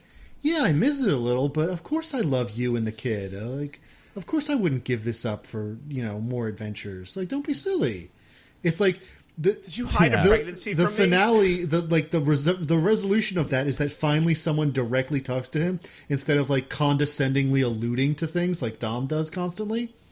And it turns out that he's totally on board. He's like, yeah, of course. No, I love you and the kids. Like... It turns out if you just talked to him, it would have been fine. And there also are I would say this movie did pretty well with the Paul Walker face swaps and stuff. There's only one part of the movie besides when the house explodes and stuff where you're like, oh yeah, that's like we're not looking at his face during any of that. There's one phone call between him and his wife where it feels like, okay, maybe they're just kind of using dialogue that he already said on the phone once and having her say like, but Brian, don't you feel this way? Don't you feel like you're trapped in a marriage with a baby you don't love? And he's like, yep. And she's like, but wouldn't it be better if you didn't? And like, other than that, I think, and I do think the majority of this was pretty much filmed before anything happened. Yeah, they had like 70%. Yeah, they only had to do some stuff with the body doubles and CGI and everything. It's mostly actually Paul Walker. And except for this last part where he smiles at Vin Diesel in the car. Oh, and then like an auto-tuned voice comes out being like, you were going to leave without saying goodbye. Yeah. It's rough. I feel like every time this happens at the time, I'm like, that's pretty good. And then a year later, we advance like a bazillion %, and then I'm like, oh, that doesn't look that great. It's weird. His head looks like it's kind of floating there. It's a tough thing to do, but honestly, don't do it. Just have the back of his head, and we know why we're doing this. Honestly, or use footage from before. For me, it's like, so we have this whole send-off scene, and that's how the movie ends, right? Right. I think if you cut, so it starts with they're all sitting on the beach, they're talking about how, oh man, Brian with his family, this is where he belongs. It's all like very vague but obvious allusions to Paul Walker's death and how, right, like, he's not going to be part of the adventures from this point forward. And then Dom walks off, and we like see Brian playing on the beach with his son, and we pan up to the sun and like fade out. And if it had ended there, I think it would have been perfect. Would have been really nice, sweet little send off. But it's a Fast and Furious movie, and therefore restraint is a foreign concept. This is the only car bit in the movie, really, when you really get down to it. It's the only thing that happens in a car that matters. The only time Vin Diesel doesn't crash a car into a structure or another. I contend that there was a car crash at the end. He just like he was doing pretty well in the race, and he realized Vin Diesel was like, you know what? Let's see if this thing can do 50 flips. Actually, he was just driving totally face. Normally, but another guy blew through a red and just my god, clipped his car. Yeah, and then that guy got out of his car and he was like, "It's me, Michael Caine. I've killed Vin Diesel again." You put both of my boys into. I don't know. This isn't Michael Caine at all. The source of a tangerine. You put both of me boys into the agility jail, as we call it in the UK. Now I'm gonna want more revenge. Yes, I feel like he. Yeah. I feel like the thing that it's tough. Some people saw this in theaters and cried and stuff. I did not because I don't know. I have no soul. But also, I feel like we played this song way too much at the time. Yeah. I had heard this maybe 1 billion times by the time I saw this movie. The Wiz Khalifa song, and then they played it at all the award ceremonies, and I don't know. I do feel like it was a little bit overdone. Well, Nando, if you want the heat off you for being a monster, when in the theater watching this, my reaction was, well, first it was, like I said, the beach scene, I was like, oh, that's nice. Like, that's good. I liked that at the time. Then we get to this driving off scene where auto-tune Paul Walker is like, you were going to leave without saying goodbye, and like, this over-dramatic music plays in the montage, and in the theater, I was laughing. I was laughing out. Like, I was trying to be quiet about it because, like you said, for a lot of people, it was very emotional, and I wasn't trying to be a dick. But, like, I was struggling to contain my laughter because it was so silly and over the top. It just did not... I think it's really bad as a tribute because it's so ridiculous. Yeah, I think the general rule of thumb for me is, like, if the question is, do I recreate someone with CGI that's pretty good or not do that, almost always don't. Just don't show us their face and we figure it out. And then that's it. But it always ages so weird. Like fucking even Luke Skywalker in Mandalorian looks a little weird, and it's been less than a year and it's already gotten better. It's just like it's I feel like it's never worth it. I hate Tarkin in Rogue One. That's my least favorite of any of these, but I mean, probably not as bad as what like problem Polar do you have Express, with that PS3 render? I love it. I love it. The craziest part is the guy that did it kind of looks like him. Like if they just put some makeup on that guy and gave him a different wig, it'd be fine. Yeah, but Nando, this way we don't have to pay those guys. That's fair. I mean, we do, but like wild. we don't have to like really pay them. Like, you know that those like CGI props get paid less money than a real actor. Oh my god, and they deserve it because they're not, they are not real actors, are betters. I say this scornfully to represent the feelings of Hollywood executives. Everyone working on a movie should be paid equitably. Probably. Yeah, definitely the Tarkins. They should be paid like princes because they're playing the best character in all of cinema. And he did a damn good job. I think his impression is great. And as like a scene or two for that character in the movie, I think it really works. You just don't fucking need any of it in CGI. Yeah. Like, we don't fucking know when it happened. I mean, they want it to happen right after, but like, we get it. We're smart enough to know that you didn't have the same guy. Yeah, we're not so children. You just cast a different actor. We know he's dead. It's fine. Yeah. Just cast a new guy. It's not like you guys did CGI Obi-Wan Kenobi with Ewan McGregor, and I'm sure you tried or thought about it, but you're probably like, you know what, they'll just figure it out.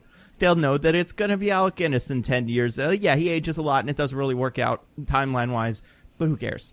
But with this, they were like, no, we got to make it look just like real Tarkin. As if people really give a shit about Tarkin anyway. I'm sure there's most fans would see Tarkin and have to be told he is in the original movies. Like, he's not the main character. I mean, he's the best character, but he's not the main character. He's kind of the main villain really of the first movie. If you watch that now, like, you know, removing the knowledge from your brain of how important a character Darth Vader ends up being, like, he's pretty much the main villain of that one. Oh, yeah, he rules. He fucking crushes it. I love him so much. But, yeah, I mean, I'm sure if you ask, like, you know, some 15-year-old who kind of seen the movies once or twice, who gives a shit? Anyway, Paul Walker, all I'm saying is I get the sentiment behind it, but I don't think the technology's there, and I don't think it's worth it. But yeah, and then that's the end. Was there a post-credit scene for this one? Nope. No. There's kind of a post-credit scene before this, but it's not post-credits, obviously, which is Hobbs locking Deckard Shaw in jail. In, like, super jail. In super jail. like fictional jail, which is good because he's a bad guy. He should go to jail, I guess. I don't know. He didn't really do too many crimes. He's a bad man who did the horrible crime of not wanting to be killed by the SAS. Yeah. After doing all the horrible things they told him to do. Like, in America, how many crimes did he commit? Crashed a car twice, got in a sword fight. Attempted murder, right? I guess. Is it attempted murder if Vin Diesel's in a car? That's true. You know, it's like it's probably like you're reckless trying to endangerment scratch at worst. Him. Maybe, yeah. So I don't know. I guess they take that seriously in LA. But yeah, all in all, I'm with you. This movie's fine. I think it's okay. I don't know if it's my favorite, but I don't mind it. It's fine. I think it does look. I mostly agree with the things you said, except it is my favorite. It does look very different. Watch 6 and watch 7 back to back, and it looks like this one is shot in fucking Old West. So weird. And I think it looks kind of, not like crappy, but it's got that muted Marvel-y look that I think makes some of the fight scenes and driving scenes look less cool than they maybe could. Which is something about 6 where they're flying the tanks and like shooting the tank and, you know, jumping around in their red, white, and blue cars where just the cars look really cool. But in this movie, they don't care about the cars, so why bother? Everybody has to just do martial arts. It's very important to do those martial arts. Dickens, if you had to guess, what do you think 8's about? What do you think the plot of this next one's going to be? I kind of know what the plot is. I know it's about Dom, like, turning evil, and they're trying to figure out why. Why do you think he turns evil? Like, what's your best guess? Okay, so there's the reasonable explanation, and then there's the completely bananas explanation. All right, have at it. Okay, the reasonable explanation is there's some kind of blackmail. Okay. The bananas explanation, which is what I hope is true, is that Charlize Theron literally invented a mind control chip. I think there's like the middle bananas explanation that I was willing to take before I saw it, that was he gets amnesia this time. And it's just like, if you get enough amnesia in these movies, you get reset as a bad guy, and just because he got hit in the head, it was able to be hypnotized or something, and then like they turn him bad. What do you think Charlize Theron's deal is? What do you know about her? Her character's name is Cypher. I know her character's name is Cypher, and I know that she's the villain in this movie. And she's in F9, so she's not going to die in Fate. I know that. Yeah, with her dumb Rick haircut. That's all I got. I know nothing about that character. I want to say in this movie, this next one, does she have like white girl cruise ship braids or something? Like something like that. She got dreads of some kind. Yeah, it's a real weird decisions about this character's hair specifically. I don't want to. I don't have as much of a problem with the Rick hair just because I'm super behind on hairstyles these days and they all look weird to me. But I think I could tell with the 8 one. I'm like, that's a little weird of a choice. But I don't know. She's just a cool hacker who can even believe what she's up to. You know, she's too smart for us. Cool. Where would you guys rank that? You guys both said this is your favorite. Yeah, it's my favorite. Yeah, and I think it's the second best one. I think 6 is better, but I enjoy this one more. All right. I think I'm willing to put this one like dead center for me. I think I like 6 better for sure. I think I like 5 better than this, and also I think I like 1 better. But I think it's better than like 4. and Everything's better than 4. the rest of them definitely 8 and Hobbs and Shaw, and probably 2 and 3. So yeah, it's not too bad. I think this is the best one All because right, this guys... one is kind of good and the rest of them are all bad. Wow. Just you wait. Monster. You want to get to our classic segment, you guys? Yeah. All right, DJ, do you have anything to recommend to the fine people? Yeah, so this is like a rough rec week for me, just because I haven't like taken in any new content. I've just been mostly packing, but I want to throw out a bone, if I may. Bone it up, DJ. And I'm gonna bone it up. Take us to the bone zone. Might be heavily biased, but Okay. I think y'all should give the first episode of The Bachelorette a shot. Like, it was legit one of my favorite first episodes in quite a few seasons. I think that the guys are legit good. The guy who is the front runner is from Edison, New Jersey. This is a hometown hero. wow. Let's go. Bias beat. Never. I thought The Bachelorette was the bias part. I didn't realize it was that the guy is like your close personal friend or something. Do you know this guy? No, I don't. yeah. It'd be awesome if I did. I'd be like, yo, did you win? But I think they cut down on some like the bullying stuff. It's awkward, and I think it's like a good group of guys. So I would say like maybe it's on Hulu. Give the first episode a shot, see if you like it. But it is going to be my rec because normally I'm kind of on these things. I think the 2 female hosts, Tayshia and Caitlin Bristow, are good, and I think they have good rapport with Katie, who's the Bachelorette. And I just think in general it's fun. So yeah, give the first episode a shot. And I always say if you've never seen a season before, it's fine. Katie is from last season, but you don't really need to know anything about her. The only thing about her that was like noteworthy, that was like a play on, is that she brought a sex toy to the first night. Oh my God. Was it Oh, on cover podcast? your ears, everyone. Was it on podcast where we were basically saying we you're did talk a prude? about this on the podcast. Yeah, we say ABC is approved for censoring. Well, the sex ABC is toy, approved for sure. censoring it, and then DJ was like, I don't know, guys, this dildo's pretty wild, and you and I were like, that's not even in the top 10 wildest dildos I've ever seen. Not in a million Sure. years. I'm a bit of a prude, I guess. But that is going to be my rec for this week, is to check out season 17 of The Bachelorette. You can find it on Hulu, and then just keep current Mondays at 8. And seamless plug for our podcast, Roses and Rejections. But I'll get more to that later. But that's going to be my rec for seamless this plug. week. I like Yeah, that. seamless. As opposed to shameless plug. It's a seamless plug. This is a Seamless good plug. plug. Yeah, no reason not to do it. Dickens, what about you? You got anything to recommend? I do. I have something from a little while back, you could call it. So, are you guys familiar with the Reese Witherspoon vehicle, Legally Blonde? Yes. Absolutely, I am. I watched it in theaters, and my mom and my sister were like, "It's not a chick flick." And listen, maybe it's not, but I think I was poorly sold on that movie. I did like it though. It's a pretty good movie. Anyway, I don't think that was the question. That was the response. The answer, here's my answer. Yeah, I saw it. Go on. Thank you. Nice. Yeah. Well, in 2007, they made a musical out of that movie. That they did. And they also performed that musical on MTV at one point, which means it's pretty easy to track down a version of that musical you can actually watch. And you know what? Yes. It's pretty good. It's a little sillier than the original movie. It's the way I would describe it is it's kind of at the comic level of the bend and snap scene for the entire movie, if you're familiar with the movie.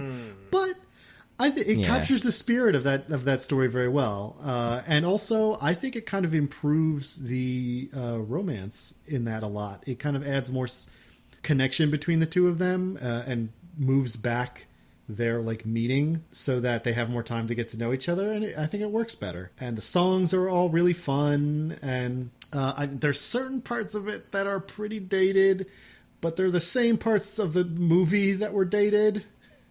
So, if you may have some trouble with a few scenes specifically relating to, say, gay people, and some assumptions that are made about them and their lifestyle. Oh, right. I was wondering what this was. Yeah, the guy, Yeah, that becomes a whole song in this musical, and the song is fun, but it's also kind of yikes. That's funny. Yeah. Anyway, but it's a fun musical. You can easily find it on YouTube or anywhere else. Like I said, there was an MTV recording that got made, so it's not difficult to find. But yeah, if you like musicals and if you like Legally Blonde and you haven't seen this, you should definitely check it out. Nice. I'm all for more pro shoots. I think that's what they're called. I believe so, yeah. People take real cameras to a musical and preserve it so that it's not for the benefit of a couple thousand New Yorkers and then it's gone forever if it's too expensive. Much like Rocky, the best musical ever. I think, like Legally Blonde, I think that's pretty well. And I think they do it at like high schools and shit like that all the time. Yeah, but, it was pretty well received at the time. Community theaters. It is considered critically a good musical. Yeah, so that is cool. All right, I'm going to rack a couple real quick things. Lots of great new comics. Obviously, Heroes Reborn still great. Marvel's doing the Hellfire Gala, which is fun, which is something complicated with X-Men. Not complicated, but it's not worth explaining. If you're reading X-Men, you probably like it. I read a new comic that it's not new, but they're like it's a reprinting of it called The Many Deaths of Lila Starr. It's about a goddess of death or something in India. Who gets fired because there's about to be a baby born that will let everybody live forever. So then she goes to Earth to try to kill that baby. It's pretty fun. It's kind of silly, and I'm really digging it. It's an older book, so I think you could probably just buy the collections, but they're also released in single issues. So that is good. I also two shows. So one, obviously watched the first episode of Loki because this is recording this on Wednesday day. So I watched it like last night at 3 a.m. Really like it so far. We'll talk more about it as time goes on.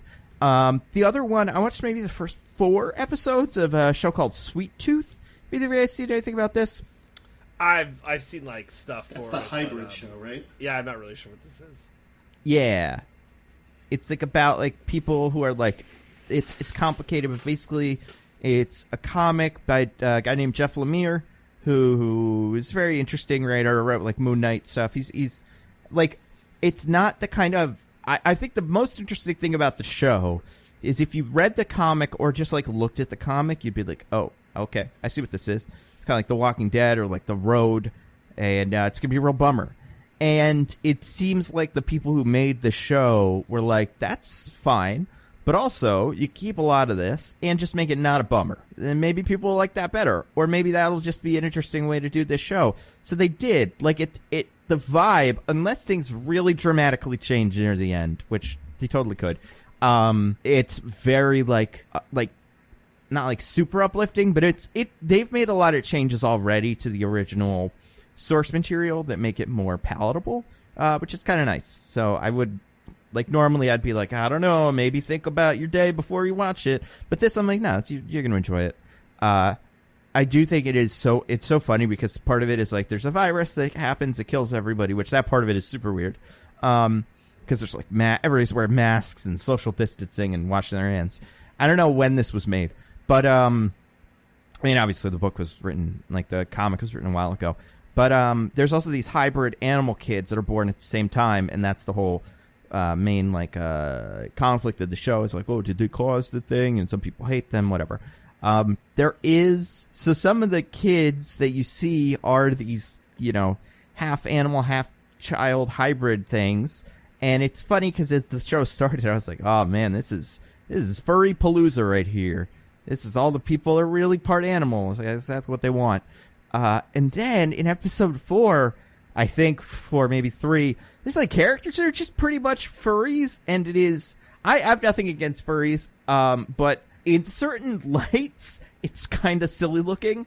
And there's bits where like they're kind of cool because they're not like furries, but they like have like animal personalities and they wear animal outfits and stuff, and to like prowl around in the darkness. It's like, oh man, they're really scary. And then they get out in the plain sunlight and just stand around, and they're like, I'm a flamingo, and you're like, okay, kids. Anyway, it's a good show. That's the most recent thought I had about it. It's got the big old guy from Game of Thrones who played Zarostor and Daxos whatever his name is, the richest man in Karth. And he's pretty good in it. And the kid isn't annoying as hell, so that's always nice. So yeah, those are my 2 recs. One's on Disney Plus, one's on Netflix, and then all those comics I said. What are we doing next week, guys? Fate of the Furious? Oh, I cannot wait of the Furious. I'm so excited. Yeah. I've never seen this one. This is the last one I have never seen. So exciting. Unbelievable. And then maybe you'll we'll be be caught able up. to... You'll be with the rest of us. Yeah, we'll be able to see the new one. And then that'll be interesting. But we're not going to cover F9, right? We We're have actually to just go to gonna- a theater for that, right? Yeah, we're going to skip it. Yeah, we're gonna go skip straight that. to... Well, when Fast 10 comes out, we'll do F9, and then we'll do F10 in 3 or 4 years. Mm-hmm. It's fine. Yeah, makes sense. Yeah. But yeah, that's a theater movie. Isn't that wild? Woohoo! You have anything to plug? Anything for the fine people to plug? Yeah, so check out our Roses and Rejections podcast. Huge episode this week. We cover both the premiere of Katie's season of The Bachelorette and the news that Chris Harrison is permanently out as the host of the Bachelor franchise. Oh, forever. Yeah. They got him. Boys, we got him. Careful. You don't want your allies. It's all the usual suspects. Ben Shapiro has some really nuanced thoughts. Oh, yeah. Is he going to be in the new movie? Him and Gina Carano fighting the woke liberal mobs together? Oh, my God. So, yeah, we cover all that. Big episode this week. And, so check us out on the Pop Break Podcast Network. Drops Fridays. So, be sure to check that out. And that's all I got. Diggins, anything for you? Sure. The usuals. You can see my newsletter, A Little Perspective, at alittleperspective.substack.com. I've been streaming Disco Elysium lately, so you can catch that whenever I decide to do it. I do not keep to a strict schedule because I'm a garbage man. And then also... And garbage mans do have very infrequent Yeah, schedules. I feel like they do most of their stuff in the morning, right? I guess actually that's not true. Sometimes it's morning, and then sometimes by me it's like, are we still collecting garbage at 10 p.m.? What are we doing here? It's very loud to happen now. And I'm not saying I'm not awake. Obviously I am, but I just wasn't expecting it. And then also, I should have a review for the premiere episode of Loki coming up on the Pop Break soon. Probably up by the time you're listening to this. So you can check that out at the Pop Break. Yeah, same Loki stuff. I've got a video coming out soon. I have 2 videos. One just came out, so that won't be out. Have been out for a while. Which is just like, hey, we probably shouldn't expect too much from fan theories, but it's not. That's not really it though. It's mostly like we're doing cool, and everybody don't feel bad about doing fun fan theories. And then my next video is a fan theory about Loki. It's how I think that show is going to end. I think there's a specific page from a specific comic that's pretty much going to be the end of that show. Not positive, and it's not really based off anything from the first episode, although I think it kind of still gels.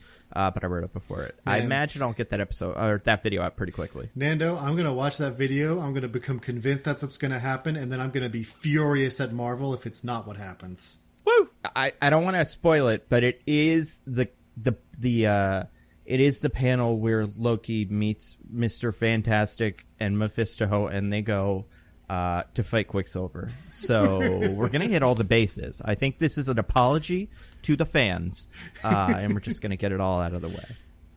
But Perfect. I think I think we're all going to be pretty cool with it. Besides that, nothing. I don't think anything from me. Next week, Fate of the Furious. Yeah. The Fate or the Fate? Or is it Fate or the Fate? I think it was Fate of the... Yeah, I don't think there's a the. I don't think it starts with a the. I think it's just Fate of the Furious. No, it is the Fate of the Well, Furious. fuck me then, I because guess. of course it is. Right? Yeah. They just got such weird titles for these. It's a treasure. We're blessed. Until next week, I'm at Nando V Movies on Twitter. I'm at Zippy by Day. I'm at This Is an Odd Name. Goodbye, everybody. Goodbye. Bye. We love you.